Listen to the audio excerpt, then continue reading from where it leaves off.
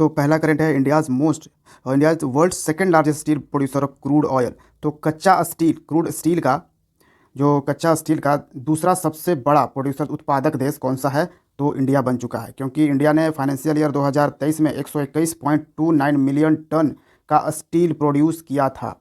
ठीक है, याद रखिएगा। पहले नंबर पे कौन है? तो चाइना है प्रोड्यूसर ऑफ स्टील, तो ये आपको याद रखना है। सेकेंड आता है मंजूला, जिसका एक नाम है यार्ड 786। क्या है मंजूला? तो मंजूला एक फेरी क्राफ्ट है, जो कि अभी हाल ही में हमारे इंडियन नेवी को दिया गया है। ये 7वां फेरी क्राफ्ट है। 6 फेरी क्राफ्ट और बन चुके हैं, ये 7वां फेरी क्राफ्ट है जिसको हमारे इंडियन नेवी को हैंड ओवर कर दिया गया है।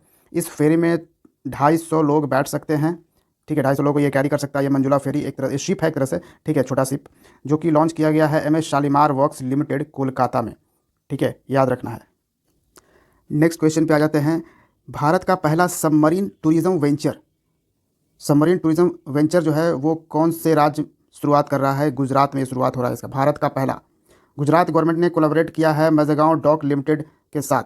मज़गांव ये शिप बिल्ड करता है, ये कंपनी है। ठीक है, तो इसके साथ कोलैबोरेट किया है भारत का पहला सबमरीन टूरिज़्म के लिए, यानी कि ऐसा सबमरीन बनाया जाएगा जिसको घूमने के लिए लोग उसमें घूमने के लिए वाटर के समुद्र के बहुत ही डीप में जाएंगे, एक्सप्लोर करने के लिए। मेस्मराइजिंग मरीन लाइफ, जो समुद्री जीवन है उसको एक्सप्लोर करेंगे। Surrounding Bet Dwarka, sacred island off the coast of Dwarka city. तो द्वारका सिटी जो है गुजरात में, उसके अंदर ना बेट द्वारका, यानी कि एक वहाँ पे कहा जाता है कि डूबा हुआ बिल्कुल एक सिग्निफिकेंस जो रखता है, mythological significance with in Hinduism में इसका बहुत ही ज़्यादा इंपॉर्टेंट है, क्योंकि वाटर के अंडर भी एक द्वारका जैसा पूरा महल बना हुआ है। हर तरह से चीज़ें वहाँ पे अवेलेबल है।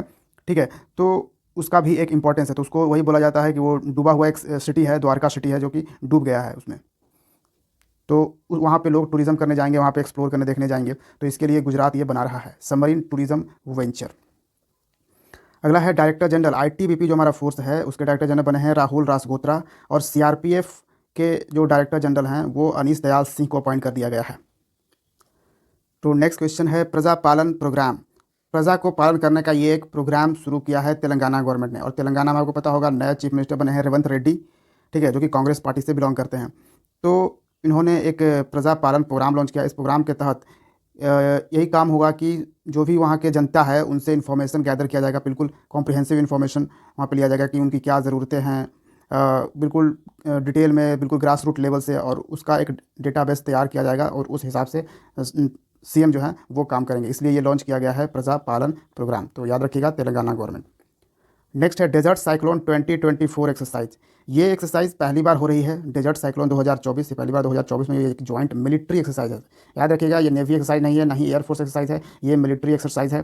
ठीक है, इंडिया और UAE में, यूनाइटेड अरब एमिरेट्स के साथ ये एक्सरसाइज कंडक्ट 2024 में हुआ। डेजर्ट साइक्लोन 2024, जो कि कहाँ पे ऑर्गेनाइज़ किया गया? राजस्थान में।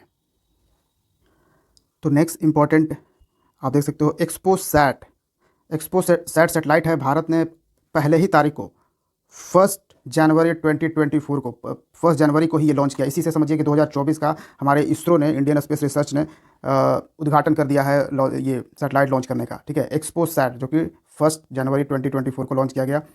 ये पहला एक्सरे पोलैरीमीटर सैटेलाइट है। एक्स मतलब एक्सरे, और PO पोलैरीमीटर, और सैट यानी सैटेलाइट। ठीक है, तो एक्सपोसैट ये पहला है जिसको PSLV C-58 रॉकेट के थ्रू लॉन्च किया गया है। किसके लिए? तो एक्सपोसैट जो है वो स्पेस बेस्ड पोलराइजेशन जो है उस पर रिसर्च करेगा। जो एक्सरे का एमिशन है, जो वहाँ पे सेलेस्टियल बॉडीज़ हैं, सेलेस्टियल सोर्सेज हैं, जैसे कि ब्लैक होल्स वगैरह, यहाँ से एक्सरे का जो एमिशंस होता है वो कैसे होता है, उस पर रिसर्च करेगा ये हमारा सैटेलाइट एक्सपोसैट।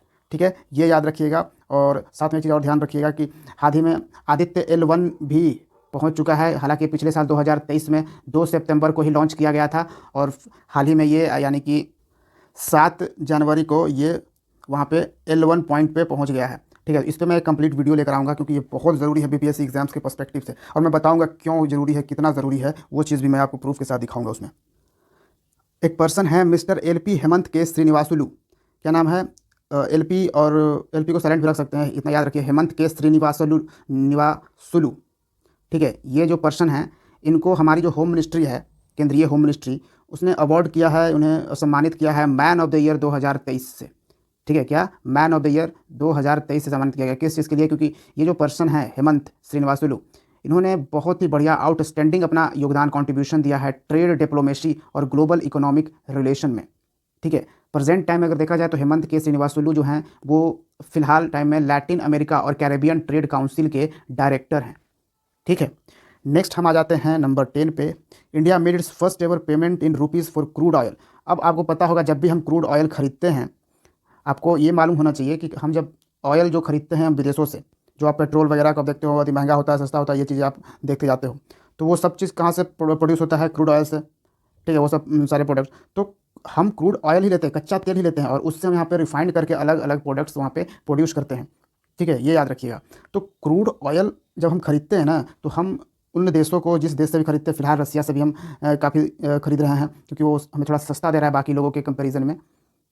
तो हम क्या करते थे ना पहले, रसिया को तो हमने रुपीज़ पे करना था, लेकिन रसिया को हमने नॉर्मली रुपीज़ पे नहीं किया था, बल्कि रसिया ने हमारे हमारे देश में ही उसने इन्वेस्टमेंट किया था, या हमारे देश से ही कुछ उसने थोड़ा बहुत ख़रीदा था, या फिर ज़्यादातर वो इन्वेस्ट किया था और बाकी के जो भी पैसे हैं वो यूँ ही अभी रखा हुआ है। लेकिन रसिया को हम डॉलर में तो हम पेमेंट कर नहीं सकते, क्योंकि डॉलर तो रसिया को अब एक्सेस है नहीं, क्योंकि उस पर सैंक्शन लगा रखा है अमेरिका ने। ठीक है, तो हम क्या करना चाह रहे हैं ना कि हम अपने रुपीज़, अब हमारा जो खुद का पैसा है रुपीज़, इसका ये सिंबल है।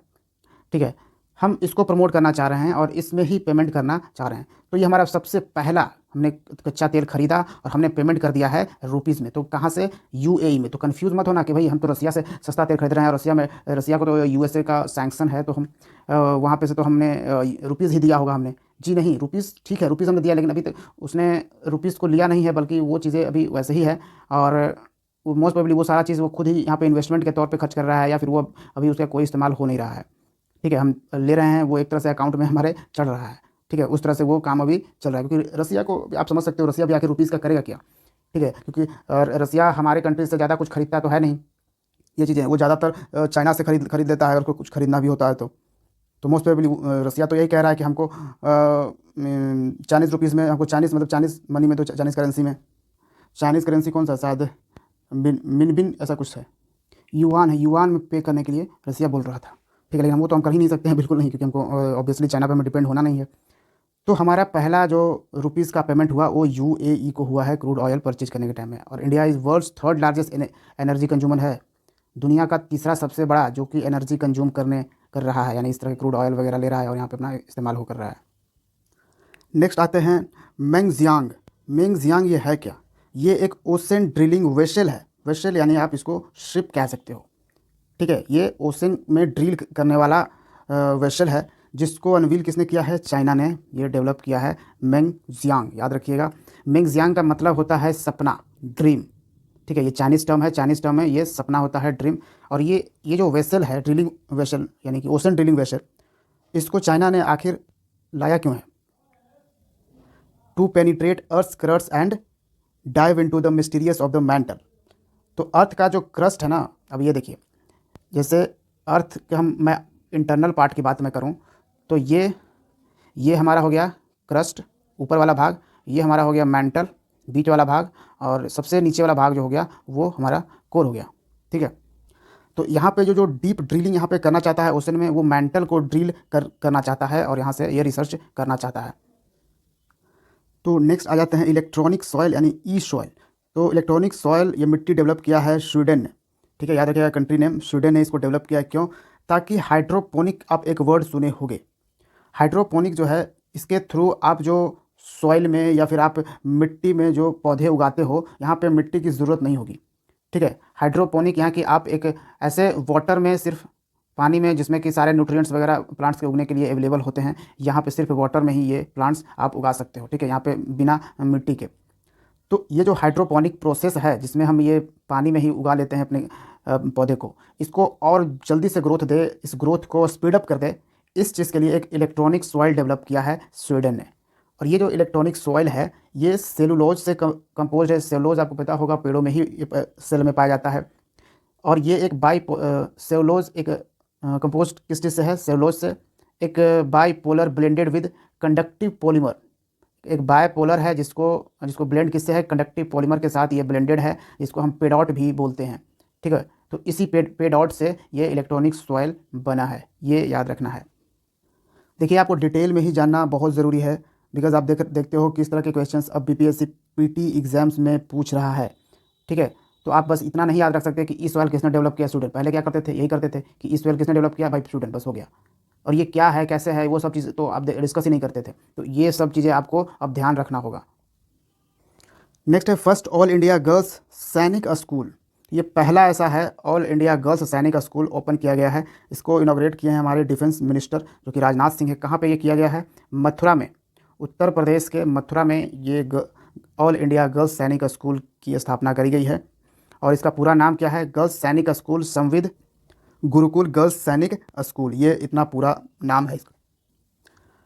अब पंजाब एक ऐसा राज्य बन चुका है जहाँ पे जितने भी एक्सीडेंट हुए हैं, यानी कि अब जहाँ पे एक्सीडेंट होने का खतरा ज़्यादा होता है उसे एक्सीडेंट प्रोन साइट्स कहते हैं। तो वो सारे एक्सीडेंट्स प्रोन साइट्स को ब्लैक स्पॉट के तौर पर सभी को मैप कर दिया है स्टेट ने। ठीक है, एक मैप के थ्रू इसको बता दिया गया है कि कहाँ कहाँ पे वहाँ पे ब्लैक स्पॉट दे दिया गया है मैप में, और ये बता दिया गया है कि यहाँ यहाँ ये एक्सीडेंट प्रोन साइट्स है, इस जगह पे एक्सीडेंट हो सकता है, तो संभल के लोग रहें। ठीक है, ऐसा करने वाला पहला राज्य पंजाब बना है। ठीक है, इसको याद रखिएगा। कहाँ पे, on the navigation system maple app पे। ठीक है, मैपल ऐप पे ये इसने पंजाब ने किया है। मैपल ऐप को किसने डेवलप किया है, मैप माई इंडिया। मैप माई इंडिया ये जो कंपनी है यहाँ पे मैप के लिए है, ये इंडियन कंपनी ही है। ठीक है, नेक्स्ट है डेविड वार्नर जो कि एक क्रिकेटर है, ऑस्ट्रेलियन क्रिकेटर। इन्होंने रिटायरमेंट अनाउंस कर दिया है टेस्ट मैच और वनडे इंटरनेशनल से। नेक्स्ट आता है गिनीज वर्ल्ड रिकॉर्ड बनाया है फॉर परफॉर्मिंग कलेक्टिव सूर्य नमस्कार। तो एक साथ 50,000 लोगों ने सूर्य नमस्कार परफॉर्म किया है 108 जगहों पे। कहाँ, गुजरात में।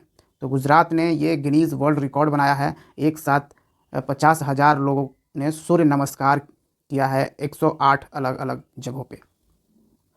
तो नेक्स्ट आ जाते हैं 16th फाइनेंस कमीशन कॉन्स्टिट्यूट कर दिया है सेंट्रल गवर्नमेंट ने। इसके चेयरमैन अपॉइंट कर दिए गए हैं अरविंद पंगारिया।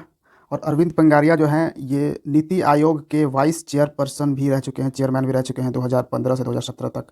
और ये जो फाइनेंस कमीशन है आपको मालूम होगा आर्टिकल 280 के तहत कॉन्स्टिट्यूट किया जाता है। ठीक है, हमारे कॉन्स्टिट्यूशन का आर्टिकल 280 के तहत फाइनेंस कमीशन कॉन्स्टिट्यूट किया जाता है, और ये 5 सालों के लिए किया जाता है। तो ये 16th फाइनेंस कमीशन का काम जो है वो शुरुआत होगा 1 अप्रैल 2026 से। और मैं बता दूं कि फाइनेंस कमीशन का काम क्या रहता है। तो फाइनेंस कमीशन का काम यही होता है, सेंट्रल गवर्नमेंट और फिर स्टेट गवर्नमेंट के बीच जो है फाइनेंशियल इवैल्यूएशन करना होता है, और साथ में जो टैक्स डिस्ट्रीब्यूशन होता है, जो टैक्स का कलेक्शन होता है, उसके बाद उस टैक्स को जब डिस्ट्रीब्यूट किया जाता है कि कितने कितने कौन से स्टेट में जाएंगे, वो सारा कुछ जो मामला होता है वो फाइनेंस कमीशन ही संभालता है। नेक्स्ट आ जाते हैं देविका प्रोजेक्ट। इंपॉर्टेंट है देविका प्रोजेक्ट। ये देविका प्रोजेक्ट जो है जम्मू कश्मीर में लाया गया है, और कहा जाता है नॉर्थ इंडिया का पहला रिवर रिवाइटलाइजेशन प्रोजेक्ट है। ठीक है, नॉर्थ इंडिया का पहला रिवर रिवाइटलाइजेशन प्रोजेक्ट है ये देविका प्रोजेक्ट। और भारत सरकार ने इसको हालांकि लॉन्च किया था 2019 के फरवरी में ही।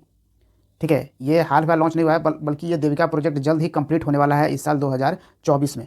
ठीक है, इस साल 2024 में जल्द ही देविका प्रोजेक्ट कंप्लीट होने वाला है, लेकिन ये इसको भारत सरकार ने 2019 में ही लॉन्च किया था। एक तरह से जो नमामि गंगे प्रोजेक्ट हैं उसी के लाइंस पे ये देविका प्रोजेक्ट भी है, और ये प्रोजेक्ट जम्मू एंड कश्मीर का है। और ये प्रोजेक्ट जम्मू एंड कश्मीर के किसानों को बेनिफिट पहुंचाएगा, उसके एग्रीकल्चर में, हॉर्टिकल्चर, क्रॉप्स एट्सेट्रा में ये पहुंचाने वाला है। देविका मैं बता दूं ये एक रिवर का नाम है। ठीक है, ये एक नदी है और इसी के नाम से ये प्रोजेक्ट बना है। जैसे यहाँ पे नमामि गंगे प्रोजेक्ट जो है ये भी एक रिवाइटलाइजेशन प्रोजेक्ट है, तो इसी तरह से ये भी है देविका रिवर जो है वो सुध हिल है एक। ठीक है, महादेव मंदिर आपको मिलेगा जम्मू कश्मीर के उधमपुर ज़िले में। जम्मू कश्मीर में एक उधमपुर ज़िला है जहाँ पे महादेव मंदिर है, और ये महादेव मंदिर जो है सुध हिल पे है। सुध हिल नाम है सुध। ठीक है, ये सुध जो हिल है, ये इस हिल से इस नदी का ओरिजिनेशन है देविका रिवर का, और इसी के नाम पर ये प्रोजेक्ट बनाया गया था। अब एक पर्सन है, विमेन है, नादिया कैल्विनो संतामारिया। ठीक है, नादिया कैल्विनो संतामारिया ये पहली वीमेन प्रेसिडेंट बनी है यूरोपियन इन्वेस्टमेंट बैंक का। ठीक है, EIB यूरोपियन इन्वेस्टमेंट बैंक में अब तक कोई भी फीमेल यानी विमेन महिला नहीं बनी थी, प्रेसिडेंट के तौर पर नहीं गई थी। इस बार पहली बार फर्स्ट विमेन प्रेसिडेंट बनी है नादिया कैल्विनो संतामारिया। नेक्स्ट में आ जाते हैं 2023 वर्ल्ड ब्लीज चेस चैंपियनशिप। ठीक है, तो ब्लीज चेस चैंपियनशिप देखिए अभी प्रेजेंट टाइम में आपसे कोई भी चेस चैंपियनशिप के बारे में पूछेगा कि इस चेस चैंपियनशिप को किसने जीता है, तो जो अगर वर्ल्ड लेवल पे वो चैंपियनशिप खेला जा रहा है तो सबको जीता है मैग्नस कार्लसन ने। ठीक है, अभी वर्ल्ड चैंपियंस मैग्नस कार्लसन ही चल रहे हैं और इन्होंने ही सब में आपको जीत हासिल किया है। तो यहाँ पे अगर वर्ल्ड ब्लिट्ज चेस चैंपियनशिप की बात करें तो मेल कैटेगरी में मैग्नस कार्लसन ने जीता है, और विमेन के कैटेगरी में देखा जाए तो वैलेंटिना गुनिना ने जीता है। कौन? वैलेंटिना गुनिना। और ये जो वर्ल्ड ब्लिट्ज चेस चैंपियनशिप है ये ऑर्गेनाइज किया गया था उज्बेकिस्तान में, ये सेंट्रल एशियन कंट्री है। नेक्स्ट है IREDA, IREDA, Indian renewable energy development agency limited. ठीक है, इसने डिक्लेयर किया है कि 2024 जो है ना ये रहेगा year of human resource development and discipline. बहुत इंपॉर्टेंट है, याद रखिएगा। किसने 2024 को डिक्लेयर किया है year of human resource development and discipline? IREDA ने। नेक्स्ट आते हैं Hamid Karzai. Hamid Karzai has been made the special envoy, इनको बनाया गया है अफगानिस्तान में। ठीक है, किस लिए? पेश के लिए, शांति के लिए एक एनवॉय, स्पेशल एनवॉय बनाया गया अफगानिस्तान में हामिद करजई को। किसने बनाया है? तो यूनाइटेड नेशंस सिक्योरिटी काउंसिल। ये यूनाइटेड नेशंस सिक्योरिटी काउंसिल वही है जहाँ पे 5 परमानेंट मेंबर हैं जिसके पास वीटो पावर अवेलेबल है, और बाकी के 10 जो हैं वो नॉन परमानेंट मेंबर हैं। ये वही UNSC है, यूनाइटेड नेशंस सिक्योरिटी काउंसिल। तो एक हट्टी कम्युनिटी है जो कि काफ़ी न्यूज़ में रहा है। हट्टी कम्युनिटी ये हिमाचल प्रदेश का कम्युनिटी है, हट्टी कम्युनिटी, जिसको रिसेंटली शेड्यूल कास्ट में डाल दिया गया। इसको schedule caste, schedule tribe, ST का स्टेटस प्रोवाइड किया गया है हट्टी कम्युनिटी को। और देखिए हट्टी जो है इनका जो ट्रेडिशन है, इनका जो काम है, इनका जो ऑक्यूपेशन है, उसी से इस ट्राइब का नाम भी आया है हट्टी। कैसे? तो ये अपना ट्रेडिशनली ये बेचते क्या है? होम ग्रोन, अपने घर में उगाया हुआ ये सब्जियां बेचते हैं, फसलें बेचते हैं, मीट बेचते हैं, ऊल बेचते हैं, ये सब कुछ ये बेचते हैं। ठीक, कहाँ पे बेचते हैं? तो छोटे मार्केट्स में। और छोटे मार्केट्स को क्या बोला जाता है? आपको भी मालूम होगा, हाट बोला जाता है। ठीक है, क्या है? हाट बोला जाता है शहरों में छोटे मार्केट को। तो इसी हाट से ना, क्योंकि ये इस तरह के काम करते हैं, तो इसी हाट से इस कम्युनिटी का नाम आया है हट्टी। ठीक है, याद रखिएगा, हिमाचल प्रदेश, हट्टी हिमाचल प्रदेश। नेक्स्ट है प्रोफेसर BR कंबोज। नाम बहुत इंपॉर्टेंट है ये पर्सन का, प्रोफेसर BR कंबोज, क्योंकि इन्हें सम्मानित किया गया है MS स्वामीनाथन अवार्ड 2023 से। MS स्वामीनाथन आपको पता होगा, ये father of green revolution in India बोले जाते हैं, father of green revolution in India, MS Swaminathan को बोला जाता है। तो एक अवार्ड दिया जाता है MS स्वामीनाथन अवार्ड 2023 के नाम से, ऑब्वियसली एग्रीकल्चर के फील्ड में ही अपना कंट्रीब्यूशन के लिए। तो प्रोफेसर BR कंबोज जो हैं वो प्रेजेंट टाइम में वाइस चांसलर हैं हरियाणा एग्रीकल्चर यूनिवर्सिटी में। नेक्स्ट आते हैं PM विश्वकर्मा स्कीम, बहुत ही इंपॉर्टेंट है। PM विश्वकर्मा स्कीम, इसको लॉन्च किया गया था विश्वकर्मा पूजा पर 2023 में, या 17 सितंबर को इसको लॉन्च किया गया था, प्राइम मिनिस्टर मोदी ने लॉन्च किया है। यह विश्वकर्मा स्कीम जो है वो किस मिनिस्ट्री के अंडर आता है? तो मिनिस्ट्री ऑफ MSME। ठीक है, medium small micro small and medium enterprises. ठीक है, ये याद रखिएगा। तो इस PM विश्वकर्मा स्कीम में बेसिकली कौन लोग आएंगे? इस स्कीम का बेनिफिट किन्हें दिया जाएगा? तो जो ट्रेडिशनल आर्टिजान्स हैं, क्राफ्ट्स पीपल हैं, जो इंगेज हैं अपने अलग अलग ऑक्यूपेशन में, जैसे blacksmith, goldsmith, pottery, कुम्हार, कारपेंट्री जो बढ़ई होते हैं, स्कल्पट्री मूर्तिकार जो मूर्ति बनाते हैं, एंड ऑब्वियसली जूता चप्पल जो सीते हैं, और सोनार जो, इन सब ये सब जो काम हैं वो सब इस स्कीम के अंडर आते हैं, PM विश्वकर्मा स्कीम। इसमें इन लोगों के लिए बेनिफिट पहुंचाया जाएगा, इनके अपलिफ्टमेंट के लिए यहाँ पे काम होगा। ठीक है, इस स्कीम का, PM विश्वकर्मा स्कीम का टैग लाइन भी है सम्मान सामर्थ्य समृद्धि, सम्मान सामर्थ्य समृद्धि। नेक्स्ट आइए ब्रिक्स चेयरमैनशिप 2024। तो पिछले साल ब्रिक्स का चेयरमैनशिप किसके पास था? इंडिया ने होस्ट किया था ब्रिक्स। इस बार यानी कि 2024 में रसिया होस्ट करेगा ब्रिक्स को। ठीक है, और ये ब्रिक्स का जो समिट है वो मोस्ट प्रोबेबली अक्टूबर 2024 में ऑर्गेनाइज किया जाने वाला है रशिया में। यहाँ पे मैं बता दूँ एक चीज़ बहुत इंपॉर्टेंट, जो 1 जनवरी 2024 से लागू हुआ है, क्योंकि पिछले साल ब्रिक्स में ना कुछ और भी कंट्री 6 देशों ने अप्लाई किया था कि हम ब्रिक्स के मेंबरशिप होने थे। ऐसे तो आपको पता होगा कि 5 ही अभी परमानेंट मेंबर्स है, लेकिन ये भी परमानेंट ही मेंबर्स अगले 6 लोगों को दिया जा रहा है। ठीक है, तो ब्रिक्स में जो यहाँ पे मेंबरशिप है, किनके पास? ब्राज़ील, रसिया, इंडिया, चाइना और साउथ अफ्रीका। तो ये लोग हैं। लेकिन वैसे हालांकि मैं आपको बता दूं, ब्रिक जो इसके जो फाउंडिंग मेंबर हैं वो इतना ही है, साउथ अफ्रीका नहीं था, साउथ अफ्रीका भी बाद में ज्वाइन किया है। तो ये तो अब नाम ब्रिक्स ही रहेगा, इसमें तो अब कुछ कुछ अलग जुड़ेगा नहीं। लेकिन अब जो मेंबर्स हैं वो 6 मेंबर्स ने अप्लाई तो किया था, लेकिन यहाँ पे 1 जनवरी यानी 1 जनवरी 2024 से 5 मेंबर जो है वो ज्वाइन कर चुका है ब्रिक्स को, लेकिन एक मेंबर इसको नहीं ज्वाइन किया। Egypt, Ethiopia, Iran, Saudi Arabia, UAE. पिछले साल बीपीएससी यानी 69th का जो बीपीएससी हुआ था प्री पीटी का, उसमें ये सवाल पूछा था कि इसमें से कौन कौन सा नया मेंबर नहीं है, पूछा था। ठीक है, तो ये बहुत ही इंपॉर्टेंट है, इस तरह के सवाल आपको ध्यान रखने चाहिए। वो तो अलग बात है कि पिछले साल दिया था तो ऑब्वियसली इस साल हो सकता है नहीं दे, इससे दूसरा कुछ क्वेश्चन आए। ठीक है, ये भी पूछ दे कि जो 6 कंट्रीज़ नए शामिल हुए थे उनमें से कौन सा एक नहीं हुआ शामिल। तो 5 तो ये हैं जो कि शामिल हो चुके हैं, ब्रिक्स के मेंबर हो चुके हैं, यानी इस 5 के साथ ये 5, यानी अब टोटल 10 मेंबर्स हो चुके हैं ब्रिक्स के। एक जो मेंबर था जो नहीं इसमें पार्टिसिपेट कर रहा है वो है अर्जेंटीना। अर्जेंटीना ने विथड्रॉ कर लिया है कि हम ब्रिक्स के पार्ट नहीं बनेंगे। नेक्स्ट है आवाम से आवाम के लिए। ये एक ग्रीवांस रिड्रेसल पोर्टल है। ठीक है, आवाम से आवाम के लिए, यानी कि ग्रीवांस यानी कि लोगों की बात, यानी जनता को सुनने के लिए, जनता की बात सरकार तक पहुंचने के लिए ये पोर्टल बनाया गया है। इसको किसने बनाया है? तो DGP, director general of police of Jammu and Kashmir. ठीक है, तो याद रखिएगा। एक वन टाइम सेटलमेंट स्कीम है ओटीएस, इसको हरियाणा गवर्नमेंट ने शुरू किया है। ठीक है, OTS one time settlement to resolve any outstanding tax payment that were due before implementation of GST. तो हरियाणा गवर्नमेंट का यही है कि जब जीएसटी लागू हुआ देश में, उसके पहले भी कई कई तरह के जो टैक्स है उसका पेमेंट नहीं हुआ है अभी तक, तो आप उस टैक्स का पेमेंट कर दो। वन टाइम सेटलमेंट यहाँ पे हरियाणा गवर्नमेंट दे रही है कि उसके पहले का जो भी पेमेंट है वो सब पेमेंट कर दीजिए। ठीक है, तो ये याद रखिएगा। नेक्स्ट है राहत वाणी केंद्र। राहत वाणी केंद्र उत्तर प्रदेश की सरकार ने इसको ओपन किया है। किस लिए? To enhance the state's resilience in multi hazard scenario. अगर एक साथ ही एक से ज़्यादा हज़ार्डस सिनेरियो बनता है तो उसमें लोगों को कैसे टाइमली अलर्ट दे, उन्हें कैसे रिलीफ पहुंचाए, एक कोऑर्डिनेशन बना रहे। ठीक है, ताकि लोगों को जो विक्टिम्स हैं उन तक कंपनसेशन भी पहुंचे इस तरह के सिनेरियो में। तो ये है राहत वाणी केंद्र। अगला है बीच गेम्स 2024। ये पहली बार इंडिया में ऑर्गेनाइज़ किया जा रहा है बीच गेम। बीच आपको पता होगा, जो समंदर के किनारे वाले जो जहाँ पे पूरा लोग एंजॉय कर रहे हैं वो बीच है। तो हाल फिलहाल लक्षद्वीप के बीच पे भी पीएम मोदी का जो पिक्चर था वो काफ़ी वायरल हुआ है। इस पे मैं एक वीडियो लाने वाला हूँ। ठीक है, इस पे ये भी इंपॉर्टेंट है हमारे एग्जाम पर्सपेक्टिव से भी समझना है कि आखिर यहाँ ये इस क्या बताता है, जियो पॉलिटिक्स में ये क्या बता रहा है, क्योंकि आपको ये काम आएगा इंटरनेशनल रिलेशनशिप बिल्ड करने में। ठीक है, तो इस पर भी मैं वीडियो लेकर आऊँगा अलग से। एक एक चीज़ मैं धीरे धीरे लाता रहूँगा, कोई ऐसा नहीं मैं कह रहा हूँ कि एक ही साथ में सब कुछ लाऊंगा, लेकिन धीरे धीरे चीज़ें आपको बस थोड़ा सा पेशेंस बनाए रखिए, मिशन मोड पे आपको चीज़ें मिलती रहेगी। तो बीच गेम्स जो है दीव, दमन एंड दीव जो है, वो दीव में एक घोघला बीच है। किस नाम से? घोघला बीच के नाम से यहाँ पे ये बीच गेम 2024 4 जनवरी से 11 जनवरी 2024 के बीच में ये ऑर्गेनाइज़ किया जा रहा है।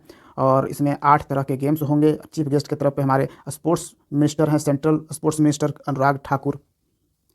नेक्स्ट है पोइला बैसाख। ये बंगाली न्यू ईयर है। तो पोइला बैसाख के दिन को जो वेस्ट बंगाल की गवर्नमेंट है, ममता बनर्जी, उन्होंने डिक्लेयर कर दिया है बांग्ला दिवस हम ऑब्जर्व करेंगे। स्टेट डे के तौर पर हम पोइला बैसाख को ऑब्जर्व करने वाले हैं। पोइला बैसाख जो है वो बैसाख हिंदी महीना जो है बैसाख, उसके पहले दिन को सेलिब्रेट किया जाता है पोइला बैसाख। यूजुअली अगर देखें इंग्लिश वाला महीना अप्रैल के महीने में आएगा, अप्रैल के 14 या 15 तारीख को ये पोइला बैसाख मनाया जाता है। ठीक है, और नया साल जो है ये अलग अलग राज्यों में अलग अलग टाइम पे अलग अलग नाम से ये जाना जाता है, और ये ज़्यादातर जो है वो अप्रैल के महीने में ही आपको ये न्यू ईयर आपको दिखेगा हमारे हिंदी कैलेंडर के अकॉर्डिंग। इसके साथ ही मैं बता दूं कि रविंद्रनाथ टैगोर ने लिखा था बांग्लार माटी बांग्लार जल। ठीक है, तो इसको वेस्ट बंगाल की गवर्नमेंट ने स्टेट सॉन्ग डिक्लेयर किया है। एंड द सॉयल, इसका मतलब है the soil of Bengal, the water of Bengal, Bengal की मिट्टी, बंगाल का पानी। नेक्स्ट है कि भारत में पहला क्रेडिट पास लॉन्च किया है। किसने? Credit pass, Bajaj Finserv limited, insurance company है बजाज फिनसर्व लिमिटेड, इसने क्रेडिट पास लॉन्च किया है। इसमें है कि कोई भी कस्टमर जिसने ऑलरेडी पास्ट में लोन के लिए अप्लाई किया है वो फ्यूचर में भी एलिजिबल है लोन अप्लाई करने के लिए, अगर उसके पास क्रेडिट पास है तो। और ये कौन प्रोवाइड कर रहा है? बजाज फिनसर्व लिमिटेड। फिर नालसा के चेयरपर्सन के तौर पर संजीव खन्ना को अपॉइंट कर दिया गया है। और नालसा है national legal services authority. NALSA एक स्टेटरी बॉडी है, क्योंकि स्टेटरी बॉडी इसलिए क्योंकि ये हमारे कॉन्स्टिट्यूशन में नहीं शामिल है। अगर कॉन्स्टिट्यूशन में शामिल होता पहले से ही तो ये कॉन्स्टिट्यूशनल बॉडी होता। तो इसको गवर्नमेंट ने एक्ट के थ्रू लाया है, एक्ट के थ्रू यहाँ पे शामिल किया है, तो ये स्टेटरी बॉडी है। नेक्स्ट है अरुणाचल प्रदेश में 3 प्रोडक्ट्स को जीआई टैग प्रोवाइड किया गया है। आदि केकिकर जो कि एक जिंजर है, फिर हैंडमेड कारपेट है जो कि वहाँ के तिब्बतन सेटलर्स जो हैं, तिब्बत के सेटलर जो जाकर अरुणाचल प्रदेश में बस गए हैं, उनके द्वारा बनाया हुआ, उनके हाथों से बनाया गया कारपेट है, उसको जीआई टैग मिला है। फिर वांचो वुडन क्राफ्ट है जो कि एक टोबैको पाइप है। इन तीनों को दिया गया है जीआई टैग। और इनके साथ ही जब मैं ये वीडियो रिकॉर्ड कर रहा हूँ, अरुणाचल प्रदेश में अब टोटल 8 ऐसे प्रोडक्ट हो गए जिनको जीआई टैग प्रोवाइड किया गया है। वेस्ट बंगाल का भी एक काडियाल साड़ी है, बहुत ही इंपॉर्टेंट काडियाल साड़ी, इसको जीआई टैग प्रोवाइड किया गया। तो इस तरह के सवाल जो है आपसे पूछ कैसे सकता है। देखिए, जीआई टैग पूरे यानी कि पूरे साल भर में बहुत सारे प्रोडक्ट्स को जीआई टैग मिलता है, लेकिन अब आप कहोगे कि सारे याद रखेंगे तो फिर प्रॉब्लम हो जाएगी। नहीं, आपको याद नहीं रखना, आपको रटना नहीं है, लेकिन आपको देखते जाना है, पढ़ते जाना है। क्योंकि जब आप मैच करने का आएगा ना, आपको मैच में पूछेगा कि काडियाल साड़ी, ये बोलेगा कि ये जो नीचे दिए गए पाँचों प्रोडक्ट्स हैं, ये इनको जीआई टैग इस साल 2024 में प्रोवाइड किया गया है। बताइए कि इनका मैच द फॉलोइंग, इन्हें मैच कीजिए। तो काडियाल साड़ी अगर आ गया तो आप वेस्ट बंगाल से मैच करोगे। इसमें इन तीनों में से कोई एक आ गया, आदि केकिकर या फिर हैंडमेड कारपेट, तो आप बोलोगे कि ये अरुणाचल प्रदेश से है। और भी जो भी प्रोडक्ट्स आएंगे वो देंगे। तो उस तरह से आप अगर उसको पढ़ोगे, बस देखोगे, देखते जाओगे, तो वो आपके माइंड में रहेगा। मैच करने के टाइम में आपका नाम यहाँ पे याद होता जाएगा। तो ये इस तरह से ये काम करता है। तो नेक्स्ट पे आते हैं ई समृद्धि पोर्टल, मोस्ट इंपॉर्टेंट ई समृद्धि पोर्टल, जिसको लॉन्च किया है मिनिस्टर ऑफ कॉपरेशन। याद रखिएगा, मिनिस्टर ऑफ कॉपरेशन जो है कौन है? अमित शाह। जी हाँ, ये होम मिनिस्टर भी हैं और इनके पास एक और इंपॉर्टेंट मिनिस्ट्री है। तो ये नया मिनिस्ट्री फॉर्म किया गया, मिनिस्टर ऑफ कॉपरेशन, ये अलग किया गया है पहली बार, और ये अमित शाह संभाल रहे हैं। तो ये मिनिस्टर ऑफ कॉपरेशन, यानी कॉपरेशन के अंदर ही ये ई समृद्धि पोर्टल को लॉन्च किया गया है। ये एक प्लेटफॉर्म है ताकि इसमें रजिस्टर किया जाए परचेज एंड पेमेंट तूर दाल के लिए। एक दाल है जिसका नाम आता है तूर दाल, ठीक है। हम दाल को काफ़ी प्रमोट कर रहे हैं, अपने इस अनाज को। तो तूर दाल जो कि प्रोड्यूसिंग फार्मर्स अक्रॉस इंडिया, वो रजिस्टर कर सकते हैं ई समृद्धि पोर्टल पर, कि उनके पास आप परचेज कर सकते हैं, पेमेंट कर सकते हैं ई समृद्धि पोर्टल के थ्रू, ठीक है। वो तूर दाल का यानी कि आप कह सकते हो कि एक्सपोर्ट इंपोर्ट यहाँ से कर सकते हैं। और ये जो ई समृद्धि पोर्टल है ना, इसको डेवलप किया है नाफेड और एनसीसीएफ ने, दोनों मिलकर इसको ई समृद्धि पोर्टल को डेवलप किया है। नाफेड क्या है? तो यहाँ पे देखिए, national agriculture cooperation marketing federation of India limited, और एनसीसीएफ है national cooperation consumers federation of India limited, ठीक है। तो ई समृद्धि पोर्टल याद रखिएगा, तूर दाल। और एक मोस्ट इंपॉर्टेंट याद रखिएगा कि जो सेंट्रल गवर्नमेंट है ना, उसने टारगेट सेट किया है। क्या टारगेट सेट किया है? कि हम जो दाल है, जो पल्सेस हैं, ये हम दाल ये जो पल्सेस हैं, इसमें हम आत्मनिर्भर बनेंगे, सेल्फ सफिशिएंट बनेंगे। हम इसको बाहर से इंपोर्ट हमें करना नहीं पड़ेगा। ये कब तक हम करेंगे? 2027 तक हम इस पल्सेस सेक्टर में, दाल के सेक्टर में सेल्फ सफिशिएंट बनने वाले हैं। इसका टारगेट रखा है। तो ये टारगेट बहुत इंपॉर्टेंट है, इससे भी सवाल आपसे पूछा जा सकता है। तो ये टारगेट याद रखिएगा, 2027। तो नेक्स्ट है ओला इलेक्ट्रिक प्राइवेट लिमिटेड जो है, ये पहला ऐसा E2W कंपनी बन चुका है। कौन सा? E2W कंपनी ऐसा बन चुका है एलिजिबल फॉर PLI स्कीम। जो PLI स्कीम सेंट्रल गवर्नमेंट ने लॉन्च किया है, ठीक है। इसके तहत इंसेंटिव दिया जाता है मैन्युफैक्चरिंग प्लांट लगाने के लिए भारत में, ठीक है। आप इन्वेस्टमेंट करो यहाँ पे, या मैन्युफैक्चरिंग प्लांट आप कोई लगा रहे हो भारत में, तो वो PLI स्कीम के थ्रू आप अगर उसके लिए एलिजिबल होना पड़ता है, ठीक है। तो यहाँ पे ओला एक ऐसा E2W यानी कि इलेक्ट्रॉनिक वाला ये two wheeler, electronic two wheeler, E2W electric two wheeler company, electric two wheeler company, ये पहला ऐसा भारत का कंपनी बन गया जो कि PLI स्कीम के तहत एलिजिबल हो चुका है। और ये जो PLI स्कीम है, याद रखिएगा, ये अप्रूव किसने किया? मिनिस्ट्री ऑफ हैवी इंडस्ट्री ने। इस इन्फॉर्मेशन से आपको जानने का ये मिल रहा है कि जो PLI स्कीम है, ये किस मिनिस्ट्री के अंडर है? तो ministry of heavy industries. Otherwise आप कहाँ डालोगे? PLI स्कीम को ज़्यादातर लोग डाल देंगे मिनिस्ट्री ऑफ MSME में, लेकिन यहाँ पर बिल्कुल डिफरेंट है। मिनिस्ट्री ऑफ MSME में नहीं है, बल्कि मिनिस्ट्री ऑफ हैवी इंडस्ट्रीज़ के अंडर आता है PLI स्कीम, ठीक है। चलिए अगला में आते हैं। पोलीगोनम चतुर्भुजनम एक नया हर्बेसियस प्लांट स्पीसीज़ है, ठीक है। ये क्या है? प्लांट का एक स्पीसीज़ है, इसका नाम है पोलीगोनम चतुर्भुजनम। ये कहाँ पे ढूंढा गया है, डिस्कवरी किया गया है? तो पेंच टाइगर रिजर्व में है गोल पहाड़ी आइलैंड। क्या जगह? गोल पहाड़ी आइलैंड, वहाँ पेंच टाइगर रिजर्व में, वहीं पे इस प्लांट स्पीसीज को पाया गया है। और पेंच टाइगर तो आपको पता होगा कि ये महाराष्ट्र में है, पेंच टाइगर रिजर्व। एक बुक है संस्कृति के आयाम। क्या है इस बुक का नाम? संस्कृति के आयाम, जिसको रिलीज़ किया है VK सिंह ने। VK सिंह क्या है? यह मिनिस्टर ऑफ स्टेट, किसमें? Ministry of road transport and highways में मिनिस्टर ऑफ स्टेट हैं VK Singh, general VK Singh, जो कि जनरल रिटायर्ड हैं। और इन्होंने इसको संस्कृति के आयाम जो किताब है वो भारत के बेसिकली कल्चर संस्कृति पे ही बेस्ड है, और इसको लिखा है मनोरमा मिश्रा ने। रिलीज़ वीकेसी ने किया है लेकिन इसको लिखा है मनोरमा मिश्रा ने। नेक्स्ट आपका करंट अफेयर्स आ जाता है अल्रोसा। क्या है अल्रोसा? अल्रोसा एक कंपनी है, दुनिया का सबसे बड़ा डायमंड माइनिंग कंपनी है, नहीं बल्कि था, ठीक है, जिसको यूरोपियन यूनियन ने बैन कर दिया है अल्रोसा को, क्योंकि अल्रोसा जो है ये रसियन कंपनी है, ठीक है। इसको यूरोपियन यूनियन ने बैन कर दिया है एक्चुअली, तो ऑब्वियसली वो थोड़ा सा था भी कह सकते हो, है भी कह सकते हो कि, और क्यों यूरोपियन यूनियन ने बैन किया? ऑब्वियसली रसिया यूक्रेन जो वॉर चल रहा है इसमें यूक्रेन को सपोर्ट दिखाने के लिए यूरोपियन यूनियन ने ये किया है। और कहा जाता है कि इस डायमंड कंपनी में, इस डायमंड माइनिंग कंपनी में 90% से भी ज़्यादा जो है वो रसिया का डायमंड ही प्रोड्यूस किया जाता था। क्या नाम है इसका? अल्रोसा। अगला है Asia's first hyperloop test track facility. पूरे एशिया का पहला hyperloop test track facility जो है उस कहाँ पे ये बन रहा है? तमिलनाडु में। Hyperloop test track facility, obviously यहाँ पे ट्रांसपोर्टेशन सिस्टम जो है, ट्रांसपोर्टेशन उसको और स्पीड देना चाहता है। हाइपर लूप आपको पता ही होगा, बहुत ज़्यादा स्पीड से यहाँ पे जाएगा, ट्रांसपोर्टेशन होगा। और ये कर कौन रहा है? तो एक स्टील जायंट कंपनी है, आर्सेलर मित्तल, ठीक है। स्टील के फील्ड में ये एक जायंट है आर्सेलर मित्तल। तो आर्सेलर मित्तल ने पार्टनरशिप किया है आईआईटी मद्रास के साथ, ठीक है। पृथ्वी प्रोग्राम के लिए सेंट्रल गवर्नमेंट ने 4797 करोड़ रुपए अप्रूव कर दिए हैं। पृथ्वी प्रोग्राम के तहत एक तरह से आप कहिए कि साइंस के डेवलपमेंट के लिए इस पृथ्वी प्रोग्राम के तहत और भी बहुत सारे प्रोग्राम आते हैं। ओशन, एटमॉस्फेयर, ओशेनोग्राफी, ये सब कुछ जो एटमॉस्फेयर है ये हमने आपको न्यूज़पेपर डिस्कशन में भी डिस्कस किया था, ठीक है। तो काफ़ी सारे आ जाते हैं, यानी कि एनहांस लॉन्ग टर्म ऑब्जर्वेशन को एनहांस करने के लिए ऑफ एटमॉस्फेयर के और ओशन, ठीक है। एटमॉस्फेयर और ओशन को साइंस को समझने के लिए, इस पर रिसर्च करने के लिए ही ये अप्रूव किया गया। काफ़ी सारे अलग अलग स्कीम्स आएगा ये पृथ्वी प्रोग्राम के अंडर, या पृथ्वी विज्ञान भी यहाँ पे इसको कहा जाता है, इस स्कीम को, इस प्रोग्राम को। तो ये भी आप समझ सकते हैं। आदित्य L1 मिशन, इस पर हमने कंप्लीट एक डेडिकेटेड डिटेल वीडियो भी बनाया है, तो वो भी ज़रूर देखिएगा, चैनल पे आपको मिल जाएगा। तो आदित्य L1 मिशन जो है उसको इसरो ने लॉन्च किया है, हमारा जो स्पेस एजेंसी है। कब? 2 सितंबर 2023 को लॉन्च किया था, लेकिन ये पहुंचा कब अपने मिशन पे, यानी कि L1 पॉइंट पे कब ये सैटेलाइट पहुंचा? तो 6 जनवरी 2024 को। ये पहला ऐसा पूरी एशिया में अगर आप देखो तो ये पहला ऐसा ऑर्बिटर मिशन है। इसके पहले एशिया में कोई भी कंट्री ने ऑर्बिटर मिशन नहीं भेजा है मून के लिए, ठीक है। जिसमें हम सन का रिसर्च करेंगे, और इसमें हमने रॉकेट यूज़ किया है PSLV C57।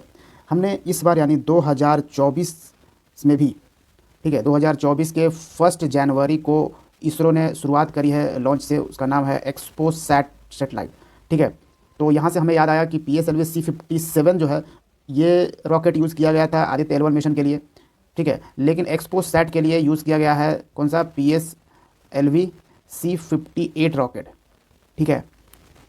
तो करीबन 125-127 दिन में ये मिशन जो है वो L1 पॉइंट पे पहुंच गया। और L1 पॉइंट यानी लैग्रेंज पॉइंट होता है, जो कि ये जो L1 पॉइंट है ये अर्थ से, अपनी पृथ्वी से 1.5 मिलियन किलोमीटर दूर है, ठीक है।